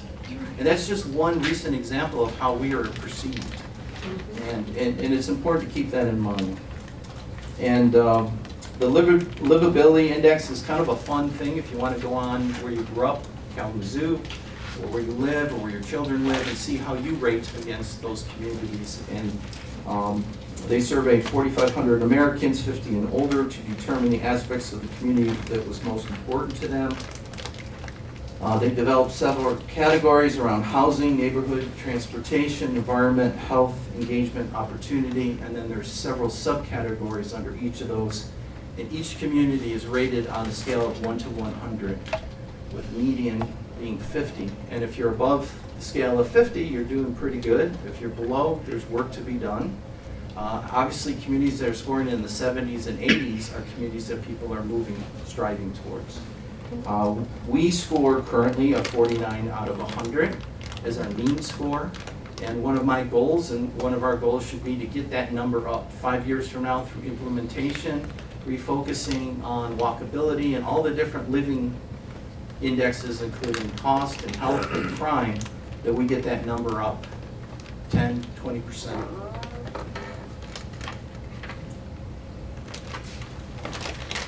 And then finally, after you authorized us to go out, we were required by law to do a 63-day review period, and we had to submit a copy of our plan to all our adjacent communities, all the regional organizations, the county, and anybody else that wanted to weigh in. And during that 63-day review period, we received comments from Orion Planning and Design.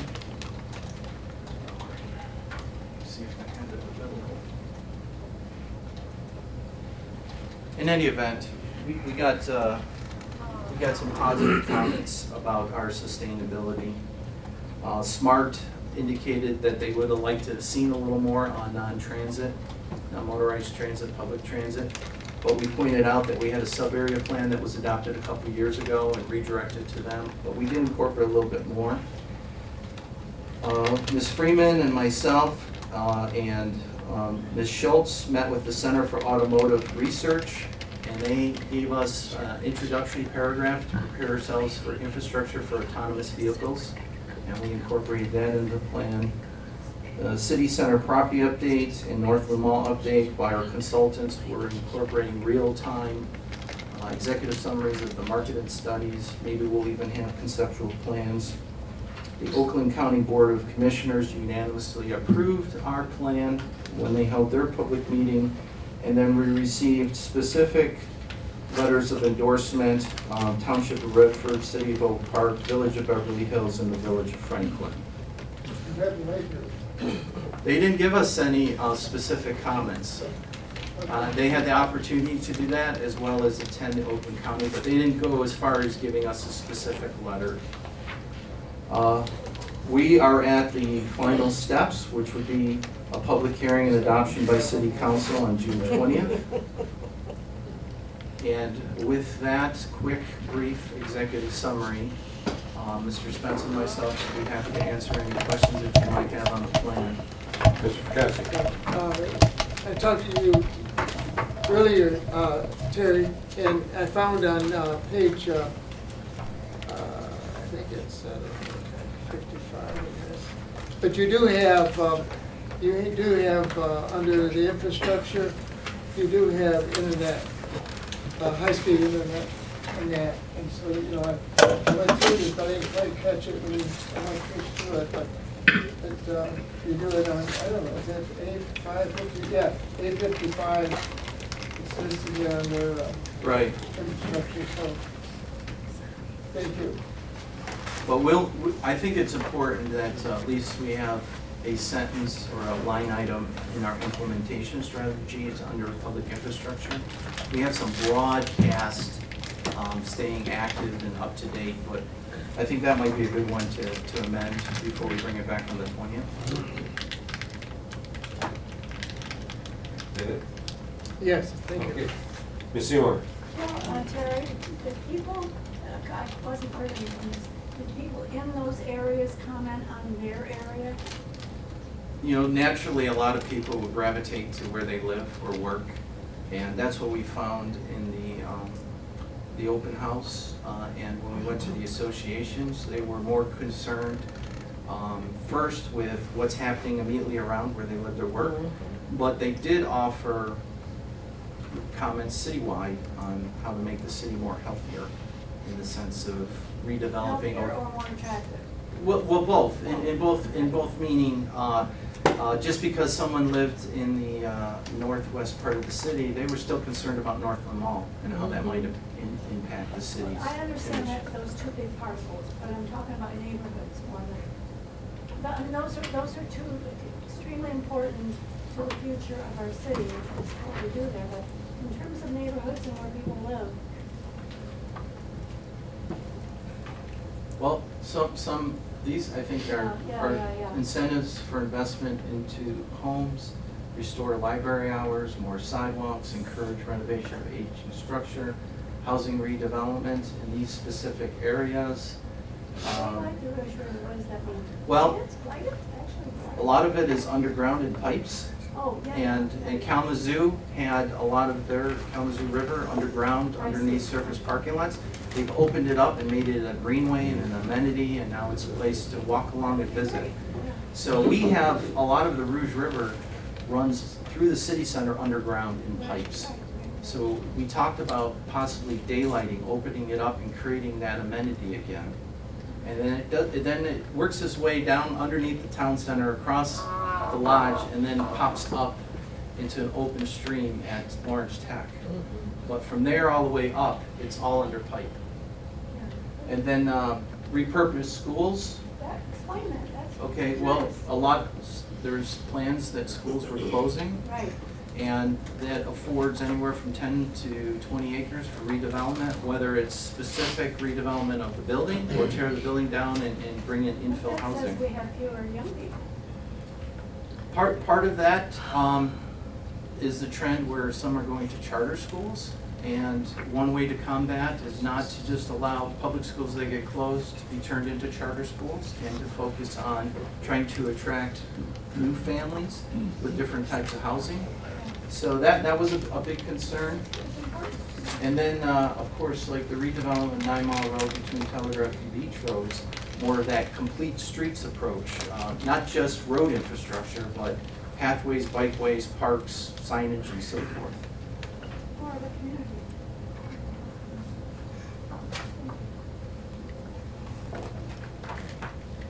Did it? Yeah, thank you. Okay. Mr. Bregwell? Terry, on slide 22, there was a practical guidance to assist in order in development. What is practical guidance? Yeah, I think you mentioned it a little bit, but it's Another term that we use is a blueprint. It's not cast in stone. It's supposed to be a policy guide for you to make your decisions on. And it's supposed to be a living document that gets updated and changes as conditions change. So when Lawrence Tech came to us and they wanted to expand to build their dorm, the future land use plan had that Circle Drive identified only as single-family residential. So there was a current and present need for them to expand. We amended the master plan, future land use, for that section to education, research, and office to allow them to expand. What we've seen with North Southfield Road, all of a sudden that's a hot area where we've got half a dozen or more redevelopments. At the time that 12 and Southfield came into play, we didn't have the overlay development district on the books. So we had to work through conventional zoning And there was at first like 22 variances or waivers that needed to be granted. We got it down to 9. But the overlay development district has given us that flexibility to attract Al Green Klinger to the former Staples warehouse, to attract the mixed-use development that's happening down the street. So these tools, our fight against oil and gas drilling in residential areas, all of this master plan guidance helps the basis for making arguments for either supporting or keeping out unwanted land uses.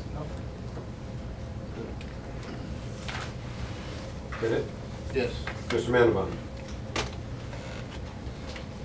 In some of the comments that came back, I know with Oakland County, they said it didn't fit in well with the surrounding areas, the master plans. Is that something to be concerned about, or does that just mean that Southfield being unique and taking a different approach? Well, I think that the phrase that they use is it's not inconsistent with adjacent master plans. And that's one of those legalese terms that everybody, you'll see that phrase, and even when I do a review of adjacent community, I will say it's not inconsistent with our master plan.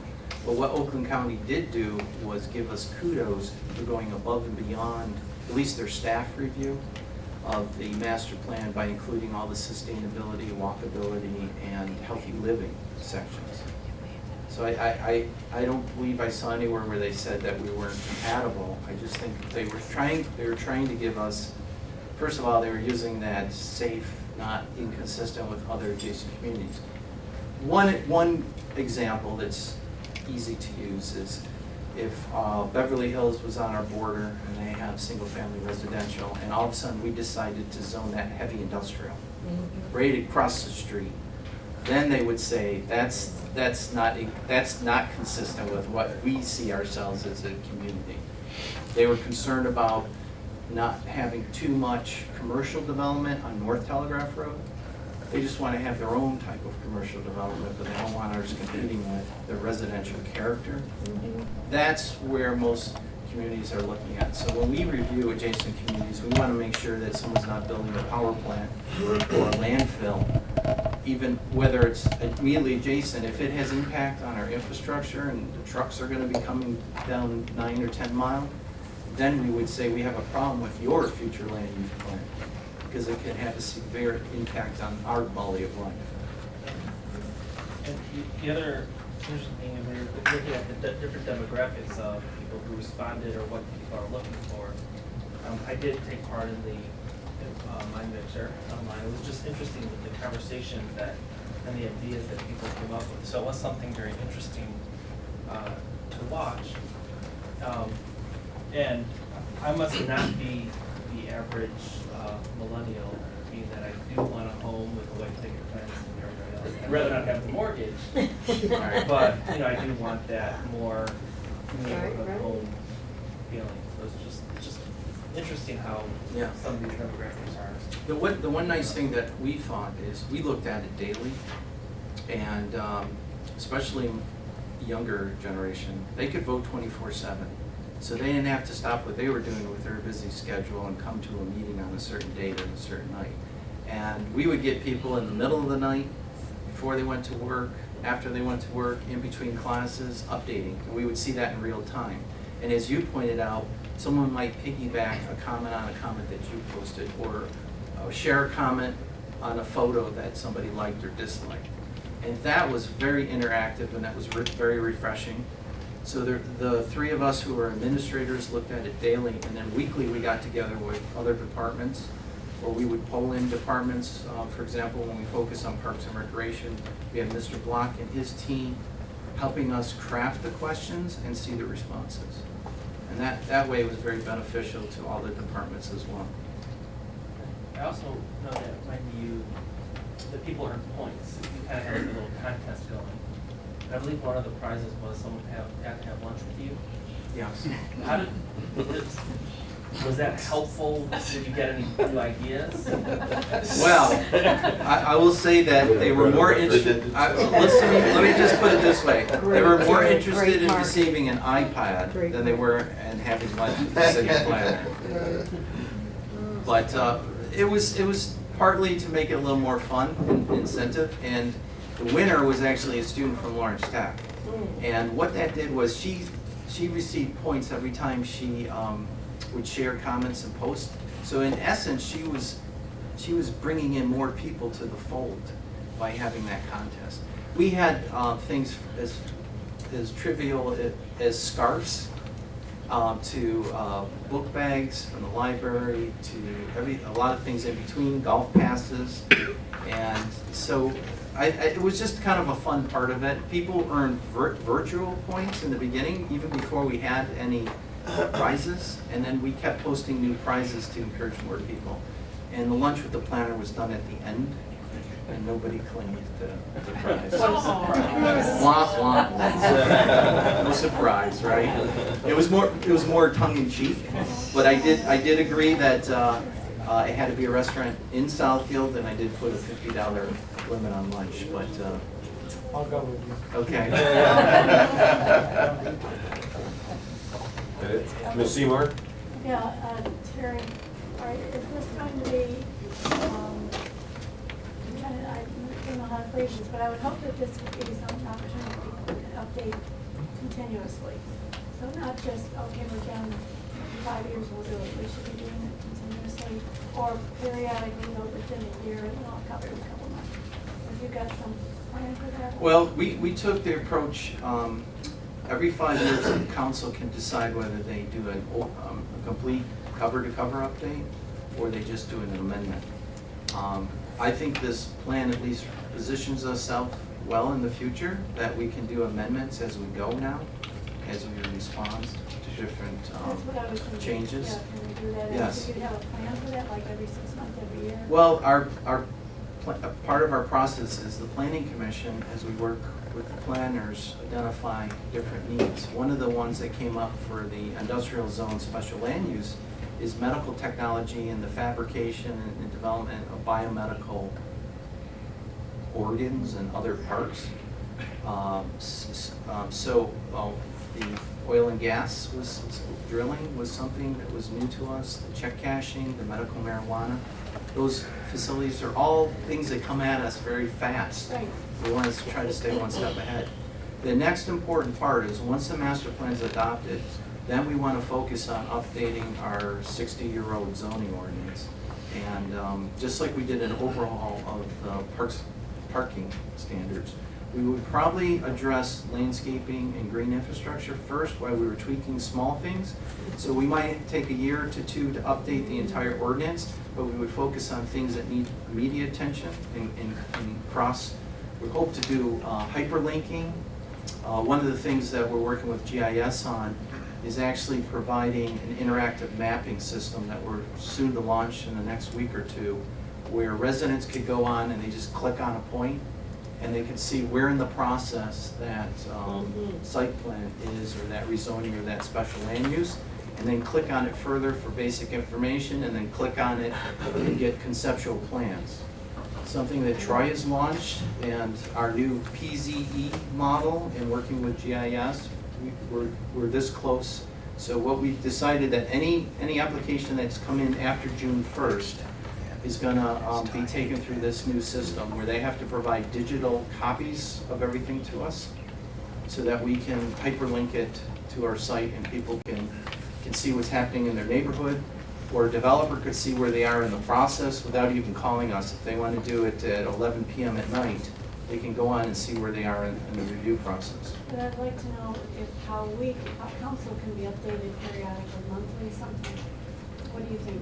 Well, I think that's part of the strategies that we're going to be talking about, what goals that we want to focus on. We've seen all this, we understand this, but we need to be kept up to date on a fairly basis, so that it doesn't get to, all of a sudden we see a year later, all this changed. See what I'm saying? So that we're I do. yeah, but as a group, not just individually on the computer, Right. on the internet. But you haven't decided when that would be or how frequent that would be? Well, I think it's going to be an ongoing, as each study session, each gives us an opportunity to update the council on different facets. You can come to council. on a regular basis, yeah. As changes are proposed, you know, I'd like to see that. That's right. Thank you. Okay. Ms. Morris. Jerry, you mentioned that one of the goals was interwoven equity. Right. Can you explain what that is and can it be measured?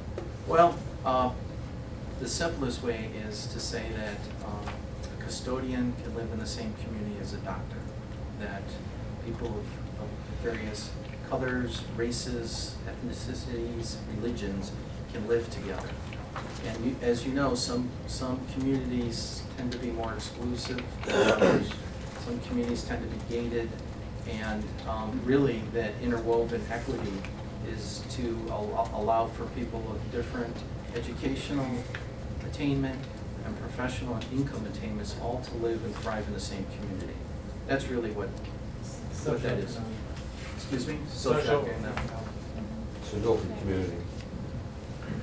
Yeah, but there are some communities that completely price out, you know, in California, a mobile home costs $1 million plus. And there are communities where people have to commute hour, 2 hours, 3 hours because they can't live in the same community that they work or go to school in. And you see a lot of gentrification in a lot of urban areas, so just, I mean, it's nice that that's a goal, but I'm wondering how we can measure that and make sure that stays a goal and we accomplish it. Right. And I think by our updates with our demographics that both the U.S. Census and SEMCOG does can be a measuring stick on how we're doing in those areas. Is that it? Mr. Fracassi? Yeah. Terry, I was just going to mention that, you know, to have a sustainable community, there's outside influences that kind of steer what is going to happen in the community. So when you can have the basic plan prepared, and everybody wants to walk or bike or whatever, but getting to do these things, you have so many of these outside influences that push cities the other way, like mortgage companies and banks, when they're loaning money for apartments. We built 17,000 apartments. When they start loaning money for homes, we built homes. When they were loaning money for offices, you know, we built 27 million square feet of offices. You know, then you go down and you see, you know, where Marshall Cohen down at Northland, you know, Ted Simmons brought the Frontier League here to build a 5,000 seat stadium there, and they weren't interested in bringing that type of thing into the community. Mr. Sosnick was going to build a high-story luxury apartment complex across the street, and he passed away before that happened. He also was going to build the event center, 5,000 seat event center and conferencing across the street. So you'd have had a different development. And the same thing when you had Town Center 1, you had Town Center 2, but it was so diverse as far as ownership, they couldn't put the package together. Everybody wanted a bigger piece for their property. So a lot of the plans that you know that you're looking at for the future, there's things that are happening through the processes that we cannot control. And you know, even when you see the I-696 and you see what the groups were that were supposed to prosper during that, you had Southfield, then you had Royal Oak, right down there as nodes, and Southfield couldn't put the package together here, but they went on to Royal Oak. So having I-696 was supposed to bring economic development to Southfield. You know, we had the city center plan, but we couldn't effectively put it into place. So there's a lot of things that we can envision for the city, but it's really difficult to make them happen. And I say these only because we have to be more involved with developers and ownerships and make them understand what sustainable community is. And not only for us, but for themselves. They've got big investments in the city. And they've got to get behind, whatever the city can convince them to build for the benefit of the city and keeping it sustainable, to say so. So I'm just saying that you have to have number one, the vision. The other two is a lot of hard work in getting out to know who the people are. I mean, you see people going to Seattle and picking up a firm. They think they moved to Novi just recently in their with the industrial park. And so you got to kind of keep really, I guess, up to date with who's doing what.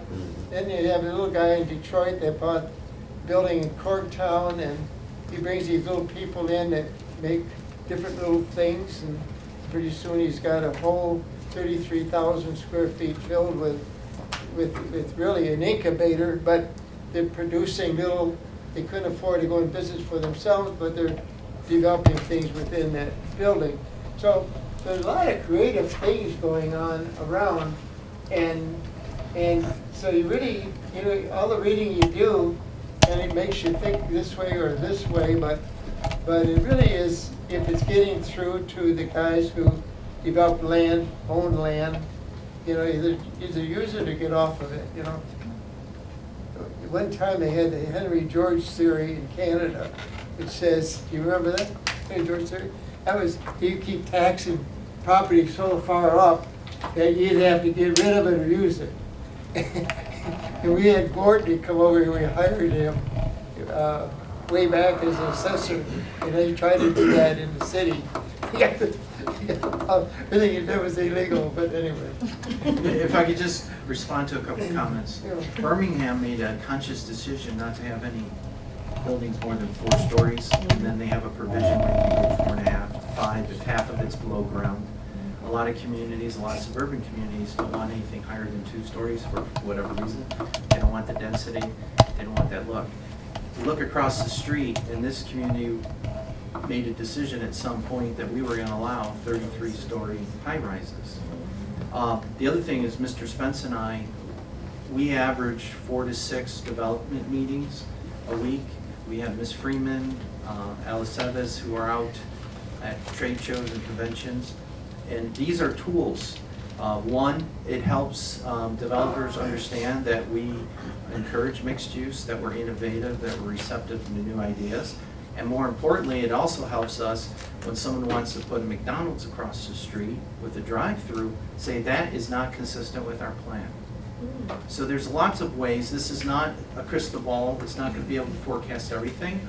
But what I like to say is it sets the tone on the types of development that we want to encourage and the types of development that we don't want.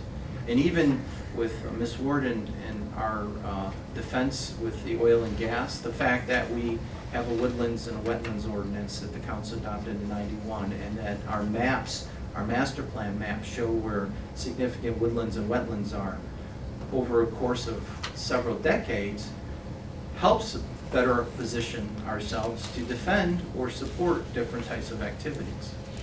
And that, again, that's another reason why we don't want to blanket one-size-fits-all type of master plan or future land use plan. Okay. Mr. Saber? I don't have any questions. I just want to congratulate you on the amount of work that went into this. And in my tenure on council and now mayor, I've never seen anything like this for massive budget. You've outdone anything that was done the last 15 years. And it's just absolutely a tremendous amount of work, so congratulations. Thank you. And again, it was a team effort, and we had a lot of buy-in from many people, including our department as well as many other departments. But I'm very proud of it. Hopefully you could tell. And those best practices and going to those national conferences, I take good Here we go. notes. And, I'm well-traveled, at least within the United States, both in personal and professional, throughout my 30-year career. So I've tried to take all these things that we've learned and see how they best apply in the city of Southfield. I'd also like to commend you on the amount of work that you've done. You know, it's not real easy. I mean, it's kind of easy to upgrade the things that are happening and the things that are already here. But what I think you've done is you've looked over the horizon and looked at things that are coming at us yet. And you know, that's pretty difficult, because what you're doing is you're putting your thoughts out there and saying, we think this is going to come, not having seen any of it. But much of it is, you know, projection of future, and we have to be prepared now if we want to meet those things that are going to be coming in the next 5, 10, 15 years. One of the things that I was thinking about as you were going through your presentation is, we talk about a walkable and auto-independent community, bicycling. But you also said that we have a high number of seniors. Don't know how many seniors are adept at riding bicycles. Sometimes it's difficult to walk. I'm sure there's, in this community, this kind of community, a walkable community, there has to be a different kind of transportation, whether it's that we haven't seen very much of, but may become more popular in the future, and you know, like electric carts or whatever. And we have to take that into consideration too. They might have to change the bike racks. Right. Well, the three-wheeler bikes, right? Yeah. You know, we focus a lot of that in the paratransit, in our non-motorized public transit plan. But one thing I like to point out to people is that when you have a connected pedestrian network, it's also an accessible network, not only for seniors, but you know, families with young children. I remember the days with the 2 strollers when the kids were young. And if there's a sidewalk in place and it's accessible, then I can push my kids along there. If when my grandmother had a stroke and we had to get her around with a wheelchair, I certainly appreciated the fact that I didn't have to push her through mud or snow or carry her up and down the stairs. You know, at the end with my dad, he had a walker that, you know, he used. And again, my mom said, geez, we really didn't realize how many places were inaccessible. And at one time, he had one of those sit-down walkers where he could catch his breath. And my mom was pushing him, and they hit a pothole in a parking garage, and he fell face first and got all bruised up. He's on blood thinner medicine, so he's all black and blue, he's bleeding. Thankfully, some people came to her aid. And that wasn't even, you know, a public sidewalk system, but it was a public infrastructure issue. And so we all have different experiences of how this could be beneficial or not beneficial. Sure. And then ultimately, it becomes a cost-benefit ratio.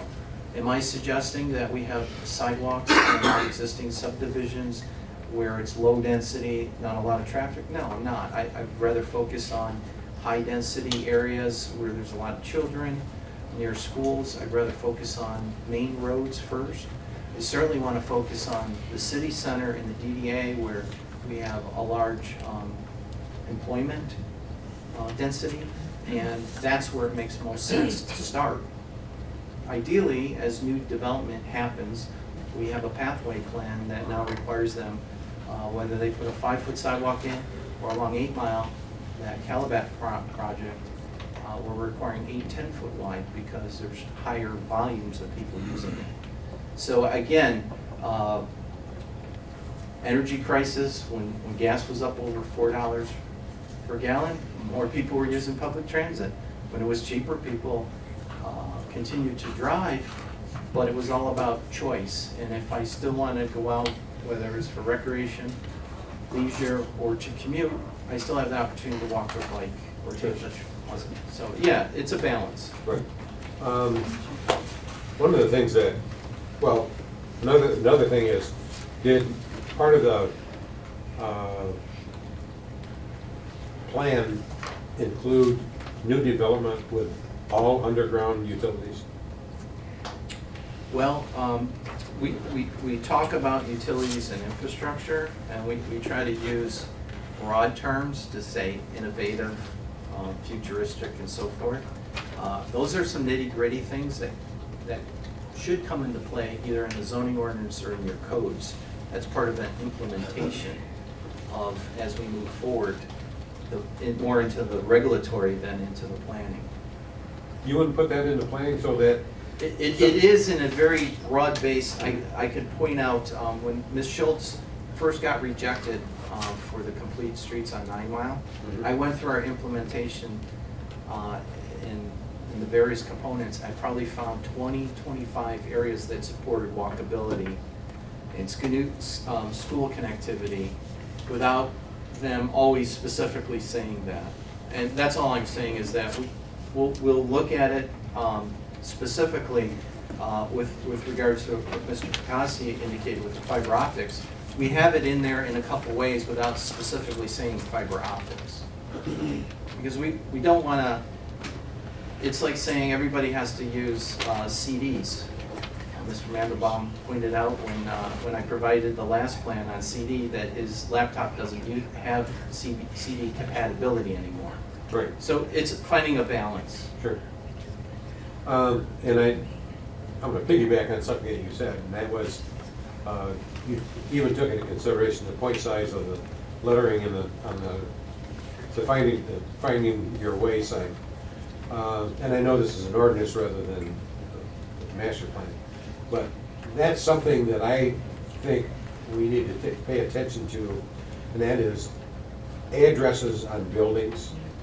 I know I think our ordinance says they have to be three inches tall, but, you know, with the setbacks that we have, driving down a road, especially as you get older, you really can't see that. And there are a lot of buildings that don't have an address on them at all. But I think the size of the lettering needs to be larger than 3 inches, and it should be included on every building so that you can find your way as you're trying to find something. Right. But that's, again, that's more in the ordinance format than the 5-year plan. Mr. Spence is taking notes, that's why I'm not writing down every little thing. Oh, okay. But we do talk about livability index, and we reference AARP, and those are some of those components that they talk about. It's already a pretty comprehensive overview, but it refers to websites and different checklists and things that we can incorporate in our implementation portions of our reviews. You know, the other thing, and I'm going to stop asking questions soon we move on with our agenda, but in several instances you brought up seniors. Depending on which organization you belong to or you're involved with or you're reading about, there's a different beginning on what constitutes a senior. What did you use? Well, I know AARP members 50 and over. Mm-hmm. I know others 55 and older. I know demographically 65 and older. There's young seniors, older seniors, healthy seniors, active seniors. So I mean a lot of things when I say You didn't that. use anything? No, there's different references. What I was trying to distinguish is a lot of times I'll use a reference, young professionals attracting young individuals, and it's been pointed out, well, we're not just designing a community just for young individuals. What I'm trying to say is that these apply to all different age groups and different lifestyles, from young to old. Seniors. Including seniors. All right. Mr. Chairman? Yes. So on behalf of the new council people, that's, I know that the mayor, Mr. Picassi, you, stated that they've seen a document they had not seen before. And on behalf of the new people, I like this, I see it in the future. And so you can't revert back to old days. Okay. And, you know, it's a good document, thank you. Okay, thank you. Okay. Just one thing. The one item you had on the board showing the smart zone, Northland Yeah. Town Center, is that in our book? I didn't see it in our book. Yeah, it's, I think it's. Part of your presentation. That's it, right, you went back. I don't need to look forward to Right there, there it is. it. Okay, yes, that should be under the economic development section, this map, which is the heat index. I think it's in there. that we got from I didn't see that. SEMCOG or Oakland County. It's just a different way of tracking to see the density of where the jobs are located. So yeah, that should be in there under the economic development. Yeah, it's, if you did it like the fire department would do an infrared, and they could see where the hot spots are, and that's what heat index is. And it actually shows up.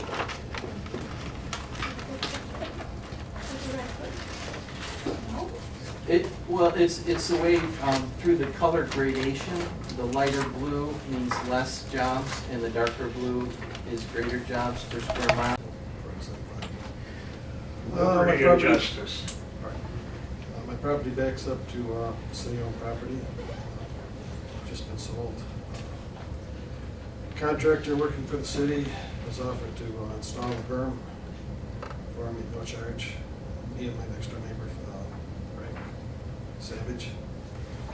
I find out that through your city engineer, Mrs. Schultz, that I need council approval to have this done, because ordinance involving certain yards. So I'm just here to try and get approval. First step of it, I talked to the city planner this morning, he said he'd check into it, so basically that's it. Okay? You're asking, what you're doing is you're requesting us to take a look at building a berm in your backyard? Yeah, you have Like the sketch that was on your, in your letter? Yes. Okay. The man that bought it said he's going to be putting up masonry wall there, which would be good, but I prefer to have a berm, because a landscape berm would be much better. If your planner wants to. Yeah. Are you done? Because I don't want to take up any of your time with a response from. I don't think it's something you can solve today. It's just, it's a short-term lifespan of this, because they're supposed to be off the property within a short time. Because the new owner wants to take possession of it. When the project's done, the contractor offer's done. that's leasing the property? Right now, he's paying the new owner. Yeah, but he was, that's the contractor. He had city-owned, he had permission from the city to use it as a staging area. He's renting the property. Right. So you're talking about that contractor building the berm? Correct. He's the man that's doing your Cornell to. Right. Thank you. Thank you. Mr. Crowe? Just as a clarification, my understanding is if it's more than 150 cubic yards, it needs council's approval and there's a separate process. But as we looked at this letter in the packet, I contacted Mr. Bannon because I want to make sure that the adjacent property owners don't have any responsibility for building a screening wall adjacent to residents. And I asked, since this just came up, that we be given some time to investigate the adjacent property owners. Even if the berm is built, I don't want a non-residential development thinking that they've met their obligations. And since there is a new property acquisition with an owner, that would trigger an administrative site plan review. So I had a brief conversation so I could understand this better. And we will investigate further and report back through Mr. Zorn. Mr. Keats is the new owner. He was a former neighbor. He lived 3 doors over. He's honest, hardworking man. I believe what he's saying. He's not going to try and back it up. But he doesn't, he owned a tree service. He used to do a lot of work for the city, so the city knows him very well also. Okay, well, Mr. Crode has the information, so, all right, thank you. That concludes the number of folks. As for communications, we now are going to go into closed session. I need a motion to go into closed session. Support. It's been moved by Mr. Cruz, supported by Mr. Perkasi, that we go into closed session. Madam Clerk, would you please call the roll? Ms. Seymour? Yes. Mr. Mandelbaum? Yes. Ms. Morris? Yes. Mr. Perkasi? Yes. Mr. Brightwell? Yes. Mr. Cruz? Yes. Mr. Frazier? Yes. And 7 members from the closed session. Thank you.